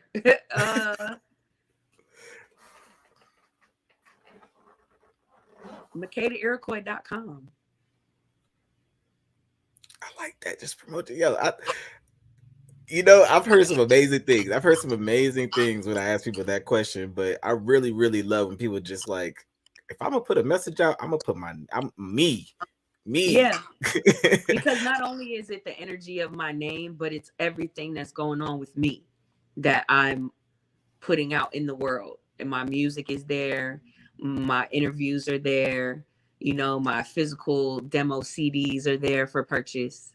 So it's kind of like, do you have vinyls? Why not send it to the whole world? And how many people are in the world? Imagine how many of those people are going to click it. Yeah, a lot. It's gonna be like, yeah. I think that's perfect placement, perfect opportunity to get your shit out there. And I honestly think a lot of people in the world need to hear your music, because I really do believe that you are an extremely talented artist. You are really, everybody be like, oh, you're going places, but not for real. I really do believe that you're going places. You're positioning yourself. You've been doing a lot of crazy stuff. You just had an interview last night, so I appreciate you coming on here today, because it's probably like, damn, I gotta talk to somebody again. So if everybody that know me know I like to talk. I appreciate you. Like I really do. And like I said, you've been doing your thing. I saw you did an amazing job at the ladies' night, friends only event with Skinny J. Thank you. Yeah, you just continuing to grind. So Makeda Irioquois, please let everybody know where they can find you again. I know you just said it, but yeah, please go ahead and put yourself in there again. MakedaIrioquois.com. I know that sounds like a lot, but I don't know. Can they see it if they're watching? They can see it on YouTube, right? They might be. Oh, tell me if you write it into the comments. Well, no, just like if they're watching, but I can spell it. I see what you're saying. Yeah, go ahead. Makeda. Makeda. That's not hard. Makeda. Irioquois. IROQUOIS. And that is my name on all social media, on all streaming platforms. You can YouTube, everything. Makeda Irioquois. MakedaIrioquois.com. Got you. Like I said, actually, yeah, they should be able to see it right here. Okay. And I would definitely making sure that I will put the link in the description when I get ready to upload this to all podcast streaming platforms.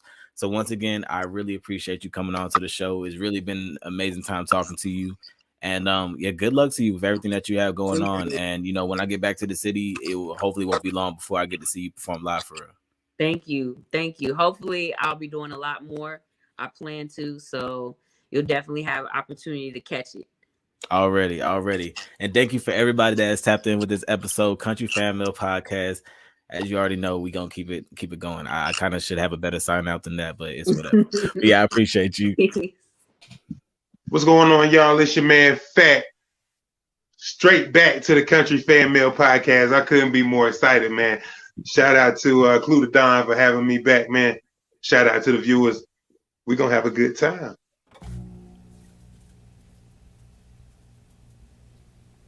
Yo, what's going on, everybody? Country Fan Mail Podcast. As you already heard, back with my homie, TheFatBoy. What's going on with you, man? Welcome back to the show, bro. I love it here, man. I like the new set. You know what I mean? You had a different set last time, so you know definitely came up a little bit. So I'm definitely excited about that. But I'm glad to be back, man.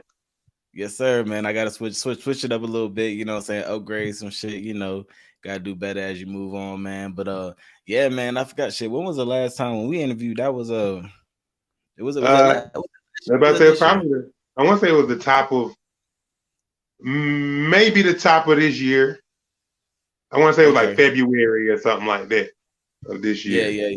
Okay. That damn, man. It's been a minute, man. It's been definitely been a minute. So, yeah, man, it's been a lot of shit happening, man. A lot of stuff has been going on. I've been seeing you make a lot of moves and stuff, man. But before we get into any of that, bro, what was the first song that you listened to when you woke up this Oh morning? man, that's a tough one. I know the first song I had stuck in my head when I woke up this morning was Angel in the Centerfold. Na na na na na na na na na na na na. I don't know why I woke up this morning. Why that song? I have no idea, but when I wake up in the morning and I have a song in my head, I try to kind of look around and see if maybe there's some kind of message that, because that's a random song. That's not a song that I would just hear on a regular day. So for that to pop in, there must be something, it's a clue or something. You know what I mean? So I've been trying to figure it out. I think the same thing, man. When I hear random tracks, like, it has to be like especially super random. Like, I'll be thinking like, I'm learning how to, produce and shit like that. So I'll be like, am I thinking I should be like sampling this track or like, is there like a message in it? You know what I'm saying? I should be trying to pull out. So yeah, I definitely get that. That might be it right there. Might be a sample. That might be dope. For sure, man. So yeah. So moving into what's been going on with you lately, man. So before we even get into the music, what I've seen a lot real recently is that you've been diving into a lot of other things outside of even your own music. I mean, I've been seeing you do digital, target like art shit, digital creation. I've been seeing you tap into physical actual painting and shit. Like, I had no idea you was even skilled, like that. You get into producing as well. Like, so get kind of, tell me a little bit about like what you've been getting into, not music related.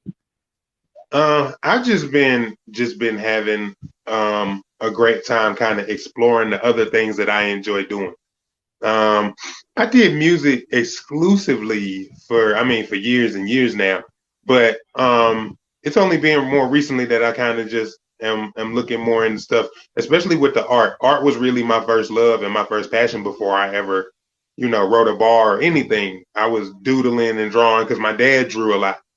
And he was a graphic designer and, worked for magazines and newspapers and stuff like that. And so, I kind of started out there. But, once I started rapping and everything, that took over. I mean, that was it. I mean, I've gone to school for that and, studied, and I'm a student of the game. So, art kind of just fell by the wayside, became more of a hobby and everything. And then, as more and more people started seeing me draw, because I would like doodle at work and stuff like that just to pass the time. People, you should do more of that, and you should, you super talented. Can you draw this? Can you draw that? So, and then that kind of snowballed to where I'm like, well, I've been doing a lot of my own graphics. I know the last time that me and you talked, I was releasing One Night in Baton Rouge. And I actually did the cover. It was like a cartoon cover. It's featuring J Hood, and I actually did the cover for that. And so I was like, well, I've been doing my own. Yep. And I was like, I've been doing my own covers for years now. So I'm like, maybe other people might want to work. You know what I mean? So I've had people reach out. I got a couple good solid clients. I'm still trying to build, but it's been a great experience to know that, I have more than that one talent that people will really enjoy and flock to. So I've been going there, and I've been trying to do more. I'm pretty introverted. You know what I mean? Well, I'll say I'm an ambivert because I can go out, work a crowd full of people, pass out flyers, pass out, business cards and all that stuff. But at the heart, you know what I mean? I prefer to be in my crib. I prefer to be, where it's comfortable and safe and everything like that. But at the same time, work must get done. So I'm kind of trying to figure out how to bridge that work-life balance on my music aspect. You know what I mean? To where, I can still. But I found out that a lot of my audience, and I guess this will be my first tip of the night, would be to pay attention to your audience. A lot of my audience goes out sparingly, like they go out for special occasions to like shows and stuff like that anyway. But they're always watching stuff online, so that's where I'm trying to go with my performances, and it's tough because going out and performing, it ain't nothing like it, man. It's a whole nother level of networking. You get your royalties, all that good stuff. So yeah, I mean, I honestly I can't imagine, saying that that the difference in the rush and to be able to interact, and I can relate to it on the other side of it as feeling like being a podcaster, especially, saying in the form that I've been doing it in, 99.9% of the people that listen to it or even come onto the show, I haven't even met in person. Oh, so yeah. It's like, so having that, being able to have that interaction or to have that connection, saying without actually being in person, it's really interesting. It's a really interesting way. And I'm honestly the same type as far as like, I get my energy from being by myself. I get my energy from being in the crib. I just want to kind of be, be really just with me and mine. But then at the same time, if I need to go out there, work the crowd, really, move and shake, I can definitely do that. And, I feel like one thing about these days, 2022, there's a pocket for everybody. You just got to figure out what that pocket is. Like I feel like I be watching all these documentaries about these crazy ass people who have these crazy ass thoughts, and there'd be thousands and thousands of people that be following them, and it'd be like, what the hell? I didn't think not one person had this mindset. Now I'm knowing that thousands of people got that mindset. So it just goes to show that everybody has a pocket, everybody has a listenership. You know what I'm saying? It's really a lane for everything, and I'm realizing the same way that niches are the way to go.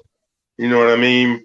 Yep. Like they say, there's a million rappers, you know what I mean? But there aren't a million rappers that are single dads. There aren't a million rappers that are, 350 pounds. There aren't a lot, there's different lanes, and I'm learning that the more you kind of narrow it down, you know what I mean? You might not reach everybody, but the people that you will reach will be the people that resonate with you the most. So I'm learning that, and it's kind of tough, but I like the challenge.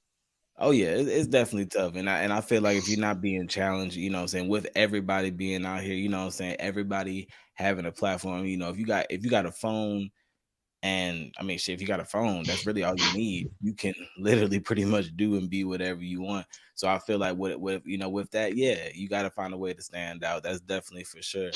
And I feel like even with that, before we move on from the move more into the music, but back onto the art stuff, I have to make a shout out to the cover that you did for The Lair.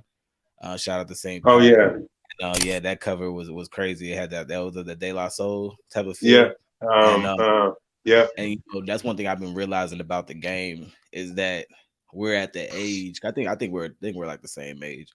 We're at the age that literally everything that we were coming up with is coming back, and it's being remixed to the point that kids don't even realize it. Kids don't even know what these songs are, what these images are, or what this like when people take a picture a certain way, like who's the first person to do that. How do you feel being an artist in this time and kind of feeling like, damn, shit's really starting to come back, kind of like the history repeats itself situation? So like from an artist perspective, like from a creative perspective, first of all, I'd have to first coming from like a graphic design, photography kind of perspective. A lot of people seem like they're not so, or maybe not as hung up on the stylization as they used to be. There was a time where like your flyer had to be crispy and everything had to be just so. You had to have the model and you had to have it had to look like this. But I'm looking around now and I'm seeing a lot of flyers, posters, covers. I mean, it's more like unconventional art. You know what I mean? It's people are starting to look, it seems, more towards like experimental stuff or stuff that maybe doesn't look like the norm. You know what I mean? It still looks good. It's still, there's a familiarity there, but it's not, the same old same, like the layer cover. You know, it was based on 3 Foot High and Rising, I believe, from De La Soul. If I'm saying the title right, please don't slay me. But seeing that back then, that cover, at that time, that would have been what, 80s, early 90s. Yeah. So that would have been, the norm for that time. Or even then, it was a little standout, but at the same time, there wasn't like a set, everybody cover looked the same.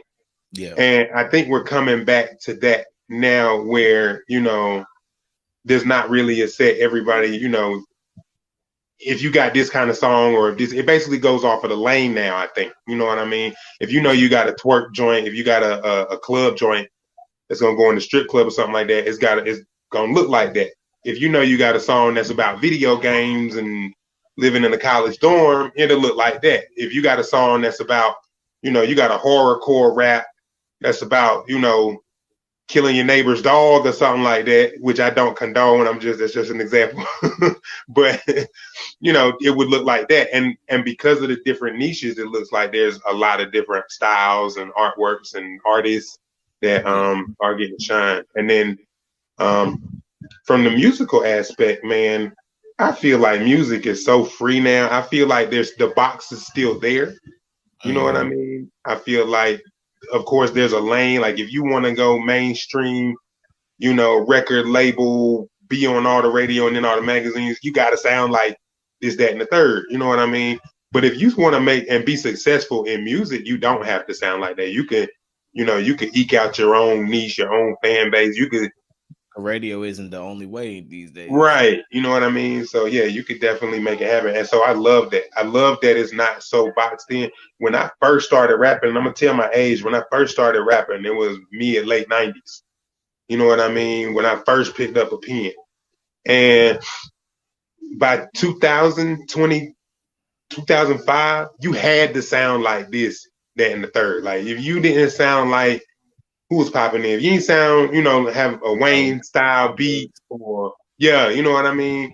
If you didn't sound a certain way, it was a good chance you weren't. Now, a lot of these cats don't even be hot, but they got people that rock with them. You know what I mean? A lot of cats be hot though. Don't get it twisted. I ain't hating on nobody. I understand what you're saying for sure, because I feel like back then you had to you had to, it was very rare for a lot of people to find out about you because there weren't so many ways for everybody to find out about you. I mean, you had, when MySpace came out and then they made the MySpace music and shit, like that was it. That was the bar. And then, you know what I'm saying, as social media grew and grew, you know what I'm saying, YouTube and all these different things kind of, kind of started to pop. But I feel like now it's so easy for anybody that makes music that if somebody out there is gonna like it, and that kind of goes full circle to what I was saying before, is like it doesn't matter. You could be the craziest person with the craziest thoughts, saying the craziest stuff, but if you get a way for it to get out somewhere and people get to listen to it, somebody's gonna like it. Somebody's gonna listen, and you're gonna have a follower. So I feel like it's easier for those for for the people to get followers these days. Which, like I said, I'm not upset about. I feel like I'm a product of that myself. I feel like 10 years ago, if I started the podcast, it would have been a lot harder to get people to listen to it than it is these days, So, so there was a little bit we had kind of talked about offline, you kind of said you were kind of, focus on, you know what I'm saying, stockpiling, you know what I'm saying, content and stuff like that. So I'm trying to figure out what my question was. No problem. I built it all the way up. So I guess kind of what I want to ask is what advice do you have to people when it comes to staying consistent, or more so somebody that I know, somebody actually that we both know reached out to me recently, and they had a question about, I'll say the name of course, but they had a question about motivation. They were just like, how do you stay motivated to do things when essentially you're just not? And I kind of have that same question for you. How do you stay motivated to continue to put out stuff? So, and this is interesting because I actually started writing kind of a little YouTube video, kind of going over stuff like this. I felt like you go online and you don't get a lot of mental health stuff from musicians. You get, you know, how to make it in the game, how to advertise on YouTube, how to build a website, how to network at events, but you don't get a lot of how to stay motivated. You know what I mean? You don't get a lot of how to keep your head up when the needle ain't moving. Let's be real. You know what I mean? And so that's kind of what I wanted to cover. So a couple of the tips from that I was working on was, one is set realistic, actionable goals. You know what I mean? A lot of people just had this overarching, I'm just going to blow. I'm just going to make it. You know what I mean? And then when they don't blow and they don't make it immediately, which they didn't have a time frame when they expected to blow or when to make it, to start with, but when it don't happen overnight or in a week or in a year, you know, you start getting frustrated, you start hating it, but there was never any steps taken. You know what I mean? It was just, I'm gonna write and I'm gonna blow. I'm gonna go to the studio and I'm gonna blow, and you know what I mean? And it's like, you got to put real goals and let them be realistic goals. You know what I mean? Not, I'm gonna go to Def Jam and sleep outside for the next 3 days and get signed goals. You know what I mean? But really, what can you do right now as an artist with what you have? You know what I mean? You can always write something. Let's get some of them songs recorded. You got songs recorded. Let's get some of them mixed and mastered.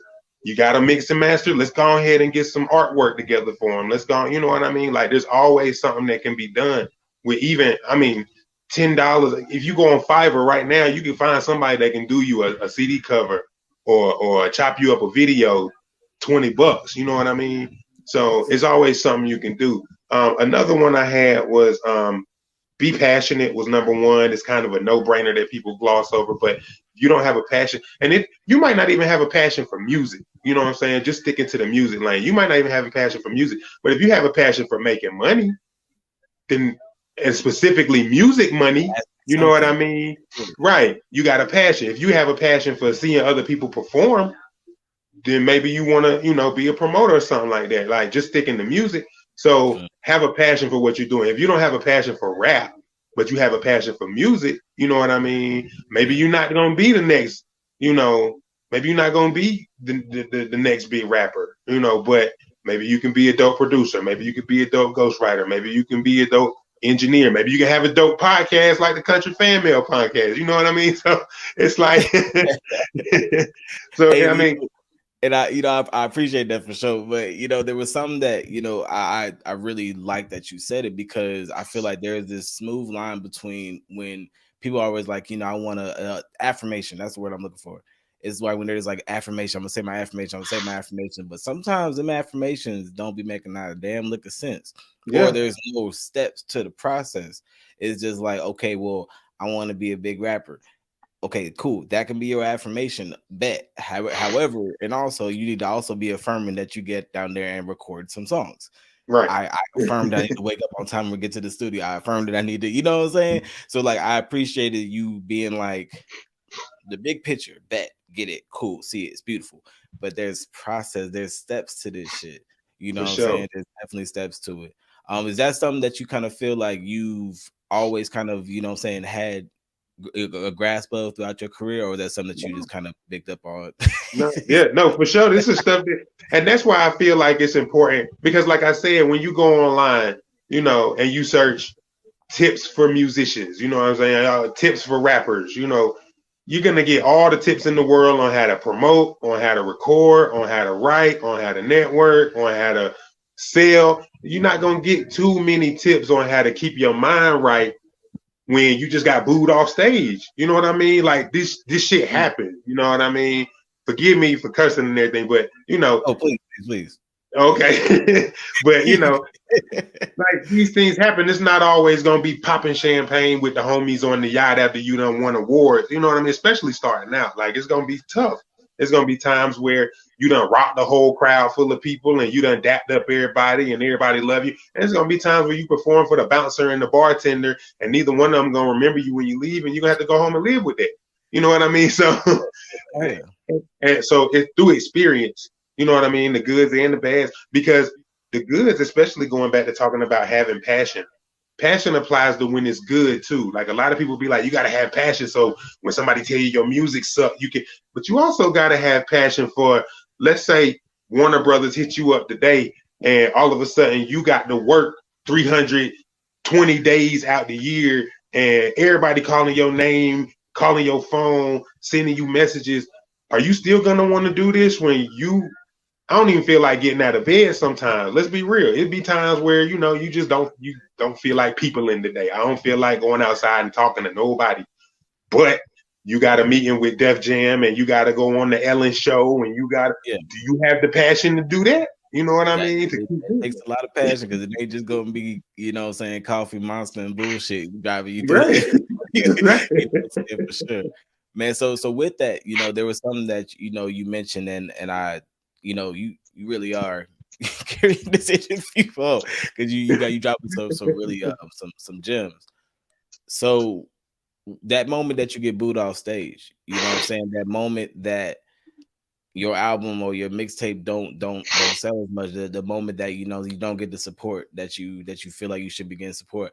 How do you find yourself falling with grace? Like how do you still actually I'm gonna just leave it there. How do you fall with grace? First of all, you admit to yourself and the world at large that's watching that you don't always fall with grace. I'm not a cat. I don't always land on my feet. Sometimes the stuff happen and I'll be like, bro, don't talk to me for 2 days. You know what I mean? Like I got my tail between my legs. I'm licking my wounds. I'm gonna bounce back, but I'm gonna, it hurts sometimes. You know what I mean? In the case of there was one time I actually did get booed off stage. You know what I mean? The way I bounced back off of that, first of all, I knew that I had to take responsibility for my part in that. It wasn't like I came up there fully prepared, had my set ready, had my people ready. I went up there half cocked. Me and my homeboys thought we was going to write a song the night before and go up there and kill it. And we should have known better. We was drinking. Niggas get hubris, start feeling themselves. You know what I mean? Balls a little bit too big. That's what happened. So that's how I bounced back from that. Bro, you can do better. You should have. It was a long time ago, first of all, you know what I mean? But even then, I knew better than that. You know what I mean? So it's like, first of all, you got to own up to your part in it. You know what I mean? I guess would be the takeaway from this part. You got to own up to your part in it. If you know you did your best, you know you gave it your all, you know you put your heart on and soul out there on the stage and people just didn't like it.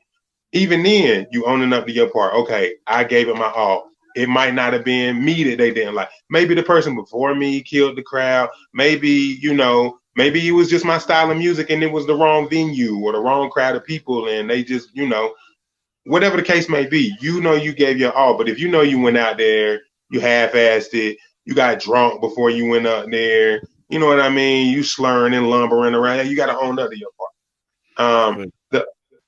The other thing is, I feel like as an artist, before you even really get started good, all right, you need to look in the mirror at yourself. Take off your sunglasses, your glasses, your cap, your makeup, if that's, like whatever. Take it off and look at yourself and tell you, like, everybody is not going to like my shit, okay? Everybody is not going to like, even if most people like your shit, even if it's what, 350 million people in the United States? Even if 348 million of them people in the United States like your shit, it's going to be some people that don't like your shit, bro. And you're going to run across these people at some point.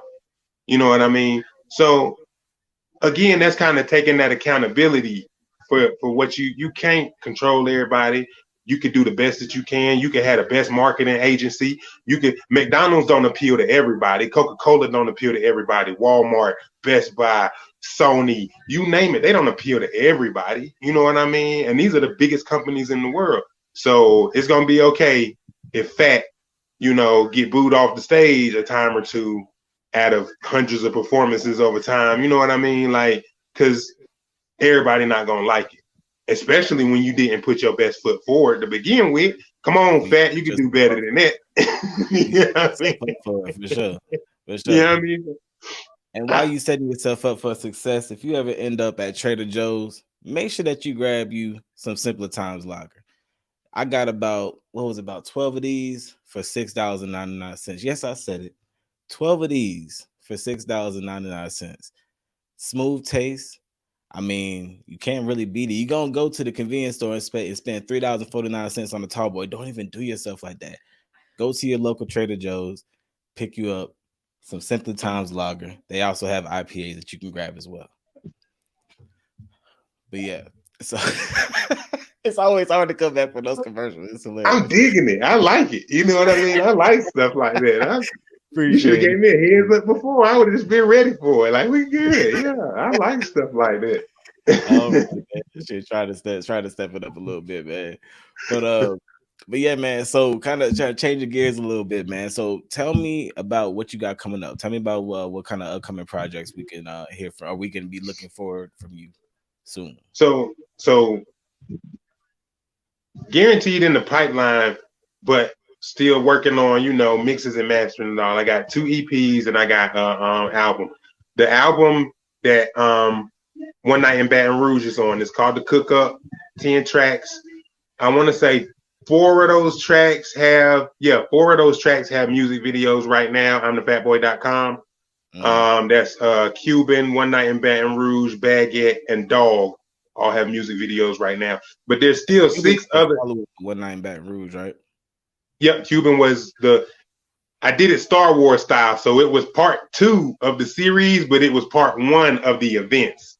Yeah, we getting a little confusing with lead up, because when you pop up on dude, if y'all don't know, One Night in Baton Rouge, listen, when y'all watch it, it's like a movie. Like, it was literally one of the dopest things like I really seen. So like when you watch it, you're gonna be like, what the fuck did he do? Why he do that? And then I guess Cuban explains why he did that.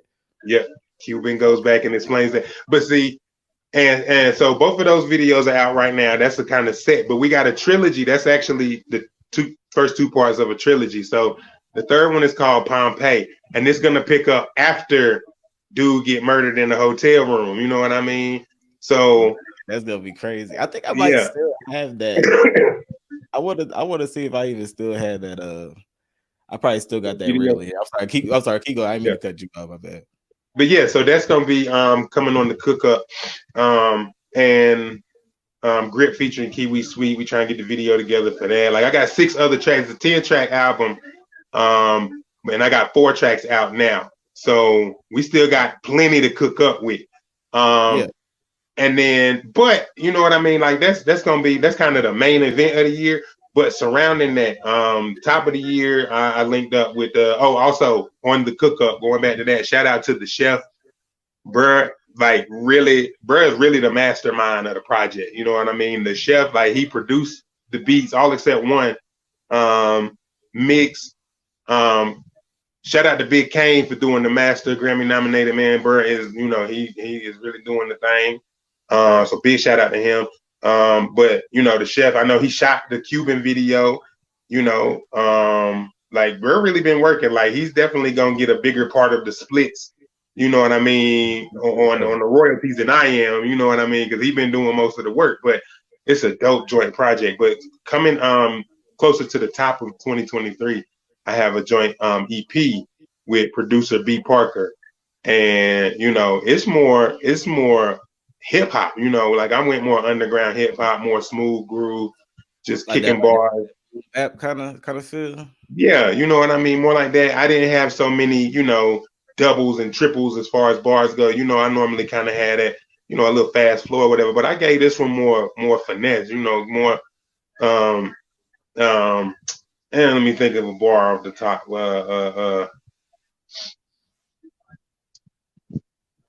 daytime, FaceTime in the daytime, they can't find them. It's brand new. I ain't even got it memorized yet. It's Hey, it's brand all new. good. We still mixing and mastering on that one, but it's more, smooth hip hop, underground hip hop kind of feel. For sure. You know, and then at the end of the year, I don't want to give too much away on that one. I kind of got a guest. It's also a joint EP, also with the chef, but I got like a guest. Kind of big, at least for me, kind of big. Guest we're gonna be on all the tracks together.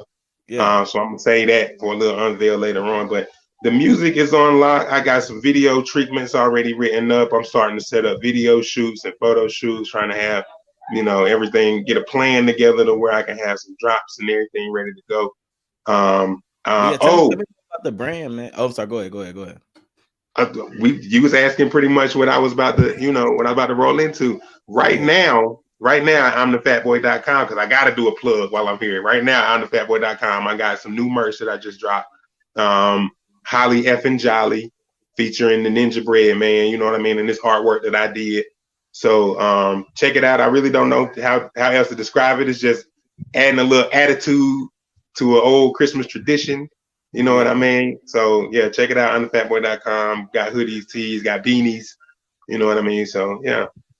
But yeah, I like that. I was literally just looking at that, and I was just like, man, I didn't see it. I didn't see it over the last couple of days. I don't know what I was looking at, but I was like, I actually really, really like that, because I feel like there's a whole market that be being skipped, especially when you hit on these like really season specific or holiday specific kind of, get offs, and I did clothes for a little while as well. I'm trying to get back into it and do kind of work myself back into it. But that was one of the things that I realized with other people that I see that get into that realm, like the ones that hit off on those those holidays or those things that are like very, very specific. Those drops, those are the ones that are usually the most successful. Like, in my personal opinion. Oh yeah. Man, so I got to ask, I know a lot of times when we be like, hey, how you doing, man? I'm doing all right, man. How you doing? But like on some real shit though, how are you? I'm on a rebound. I know. Like at the top of the year when we had the interview, I had kind of just got into the beginning of a spiral. Keep it real. I had lost a family member that we weren't. I won't act like we were like overtly close. You know what I mean? And over the years, we had our little spats here and there. But the last time I had seen her, it was Thanksgiving last year. She was telling me how proud she was of me, for chasing my goals and taking care of my son and everything like that, and that meant a lot to me. And then this January passed this year, she passed, and what really hit for me was kind of the whole existential crisis. You know what I mean? Where it was like, this is somebody that I was used to seeing, maybe not on a regular basis, but if I went to my people's house, on a regular Sunday, there's a good chance she would be there or she would come by or something like that. And so when that happened, it kind of hit home to where it was like, I ain't old, but I ain't gonna be here forever. And so that kind of, I won't act like it was a spiral. Like the people around me, the people that know me and live with me day to day and deal with me and everything like that on a regular basis. They told me, they were like, you different. You know what I mean? There's something, you're different than you normally would be. I hadn't been as productive this year and everything. And it was for me, 2020 was better than 2022. You know what I mean? But now I can definitely feel, and I've been told by the people that really care about me and know me, that they could see the normal me coming back, getting more productive, getting more into it, getting more getting more passionate, about things again. But what did kind of hold on very strong during that spiral, that I don't think I'll let go of, is really work-life balance. I really started thinking more about doing things that work for me, to where I can still get the job done, You know what I mean? But at the same time, I'm not having to miss out on important life events. I'm not having to miss out on, hell, just self-care. You know what I mean? I definitely have spent the majority of my adult working life as a workaholic. Like I'm definitely Mr. 40 hours a week and then come home and work on my stuff until it's time for bed. You know what I mean? So, I started thinking more about, what's going on in the here and now. Started trying to figure out how to make social media work for me to where I don't have to actually be on social media all the time to make it happen, and where, in real life to get, to work with a job and work a schedule that I can go to work and pay my bills and, handle business. But at the same time, if I want to go to the beach with my son, or, if I want to go, I don't know, if I want to, I'm starting school actually back, just for, a certificate next year. I can do that because I'm not taking on a bunch of extra hours and whatnot. So I'm just trying to find stuff that works for me and hold on to that, Already, man. Hey, I appreciate your honesty, with answering that question. And I feel like we have to ask, each other that question a lot more and really look for a response. Because I feel like the reason why those responses get so they just be bullshit responses, because by the time somebody be like, hey, how you doing? They still walking past you. They didn't even stop to actually see how the hell you're doing. So I feel like for sure we got to ask each other that more. And like I said, I appreciate you with your honesty. So with that, saying, like, what would be some advice that you would give anybody that was, possibly feeling, the same way that you did, at the top of this year, or even, further on after that, some time has passed and you really got to get back on your horse? So just a couple, I guess. The first one would be find your reason. Find your reason. You know what I mean? Not just find a reason or find, like, don't gloss over this stuff. Why are you doing it? What keeps you, what keeps you up at night? What keeps you going? What keeps you motivated? You know what I mean? Do you enjoy it? And I'm not just talking about music in this case. Like, this is like all encompassing with life. Are you enjoying what you're doing? And even if you're not enjoying what you're doing, is it progressing what you're doing? A lot of people are doing things that they both hate and it's not getting them anywhere. You know what I mean? And that's banging your head against the wall. I was doing stuff like that. I'm still aiming you right now, bro. You know what I mean? So, like, these are, and you really gotta, there was a meme or something like that says you gotta be the CEO of your own life. You gotta hire and fire and promote and demote. Like, you really gotta do that. You really got to do that. You have to, because your energy, you only have so much energy, you only have so much time, you only have so much money, you only have so much attention span. And some of that you got to say for yourself. You have to, bro. You can't give it all away. It was one of my Facebook friends was just saying how, he always going hard for his family. And I respect that because I'm like that too. But I told him you got to self-care, you know what I mean? Because you can't pour from an empty cup. So facts. I've really been holding on to that. So that's what I would tell other people. And the other thing besides find your reason would be, for lack of better phrase, and I'm sorry if I upset anybody, but you're going to die one day, bro. You know what I mean? Like, one day you are not going to be here. So whatever you want to do, you better go ahead and do it. If people are going to laugh at you, they're going to laugh at you. They laughed at Jesus. You know what I mean? They're going to talk about you like a dog, whether you're doing good or you're doing bad. Facts. So, and nobody is on their deathbed like, bro, I paid the most bills, bro. Like, I swear my light bill good, bro. I got them paid up. Hell, I paid them extra. Nobody is on their deathbed talking about my credit score 800. I had 10,000 Spotify plays last year. You're not on your deathbed talking about that stuff, man. You know what I mean? So the people that are most likely going to be in that room with you, holding your hand when you fading off, bro, pay them some damn attention. Give them their flowers. Spend your time doing what you enjoy doing. You know what I mean? Yeah, we got to work. Yeah, we got to pay bills. We live in a society. You know what I mean? That's just what it is. But you don't got to do it all the time.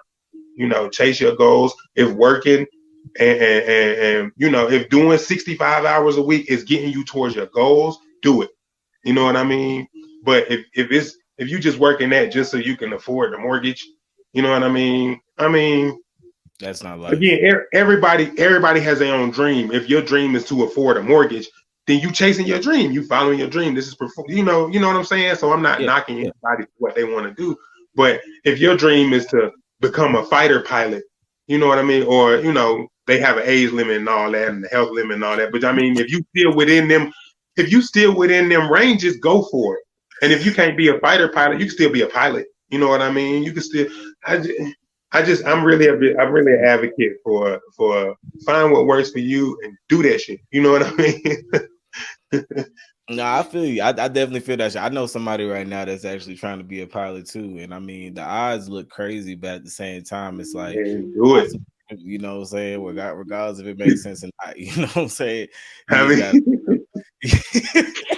To be real, in the world we live in these days, it's a long shot for everybody, man. If you're trying to be a ballerina, it's a long shot, bro. If you're trying to be a Fortune 500 CEO, a doctor, a lawyer, if you're trying to be anything other than a McDonald's worker, you know, right? A podcaster, a rapper, a graphic designer. Like, if you're trying to do anything worthwhile other than, you know, and let me not say, because I was about to say flip burgers, but I have a saying for that I saw recently. Okay. People say flipping burgers is unskilled labor, but any grown man, and especially a dad, worth they salt on a grill, will tell you flipping burgers ain't no unskilled labor, bro. That's an art. You feel me? That ain't so. If you ain't inside McDonald's, you would. As soon as you get inside McDonald's, is demoralizing. That don't make no goddamn sense. Right. So I'm just, you know, find what works for you. Find and try to enjoy your life as much as possible, because you only got so long. I know it's a cliche. Chase your dreams, follow your, you know, like, I know it's a cliche you hear everywhere, but that's because it's true, bro. It's not just something random that people say. That shit, you're gonna be 85 years old in a hospital one day, and are you gonna look back and be like, damn, I'm not a big time rapper, but boy, I chased the hell out that dream, boy. I was out there on the shows, girls was calling my name. You still, like, come on now. Like, you could still go for it. You did what you were supposed to do, man. But yeah, man, I appreciate it. That's some dope ass advice, man. And I feel like some of the best advice that I get when I ask that question tend to be cliches, but honestly, that's completely fine, because sometimes it's real. You know, even with negative cliches, it's like, it's still honest, because, you know what I'm saying, that's why it's a cliche, because it's so true and it's around a lot. But for sure, let everybody know where they go. I mean, I know you dropped it a lot, which I love. Every time me and you talk, like, you plug the shit out of you, so you even got the shit in the background. Like, I fuck with it. But please let everybody know where they can find you, where they can listen to your music. And, where they can find you. Yeah.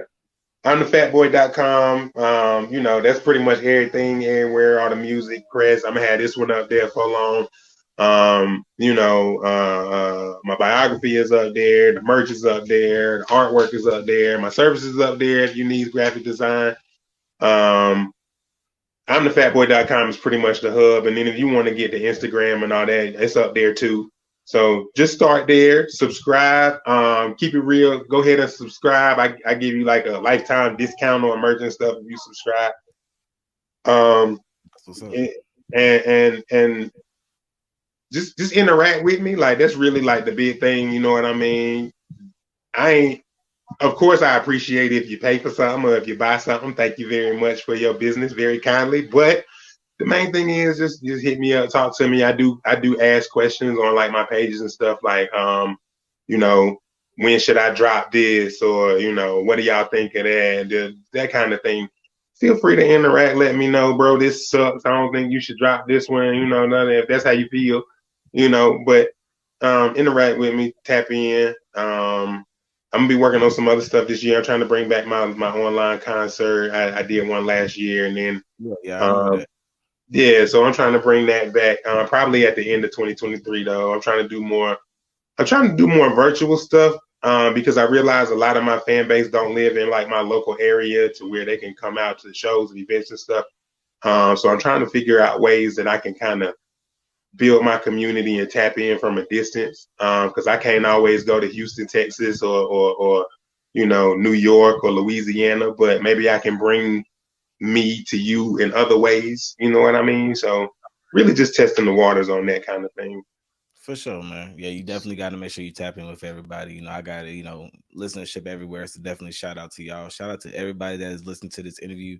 Shout out to you, bro. You are doing your thing, man. And if y'all haven't tapped into his social media, that's one of his social medias, especially his Instagram, one of the most well kept social medias that I've actually seen. I remember you would have the logo thing where you had to click into. It was one of the things that I noticed and it stood out. I see a lot of artists' Instagrams, a lot of their social media. You could tell whether it's ran by them or their manager, all that stuff like that. But you honestly, you stand out, bro. I appreciate you, man. Like I said, anytime you want to come on, man. Like I said, we definitely gonna talk more, man. Y'all gonna hear more of this cat. I'm working on the ending. I'm working on ending the show. I feel like I was doing so good just then. But anyways, man, appreciate you coming on, man. Country KFM Podcast, Clue to Dine. You already know what it is. We out of here. Let me just get the mouse over here. And we go. All right, y'all, that's it. That was my first compilation video. Let me know what y'all think. Let me know which ones were your favorite. Let me know if there are some other ones on there that you wish you had seen. And if you have a chance, go to my playlist, and I have all of my interviews split up by region. You let me know which interviews you want to see on my next compilation. I'm not really sure which region I'm going to do next, but I'll make sure that I let you know on the community post. Y'all stay good, and remember... I forgot what I was going to say. Remember to remember what you're going to say.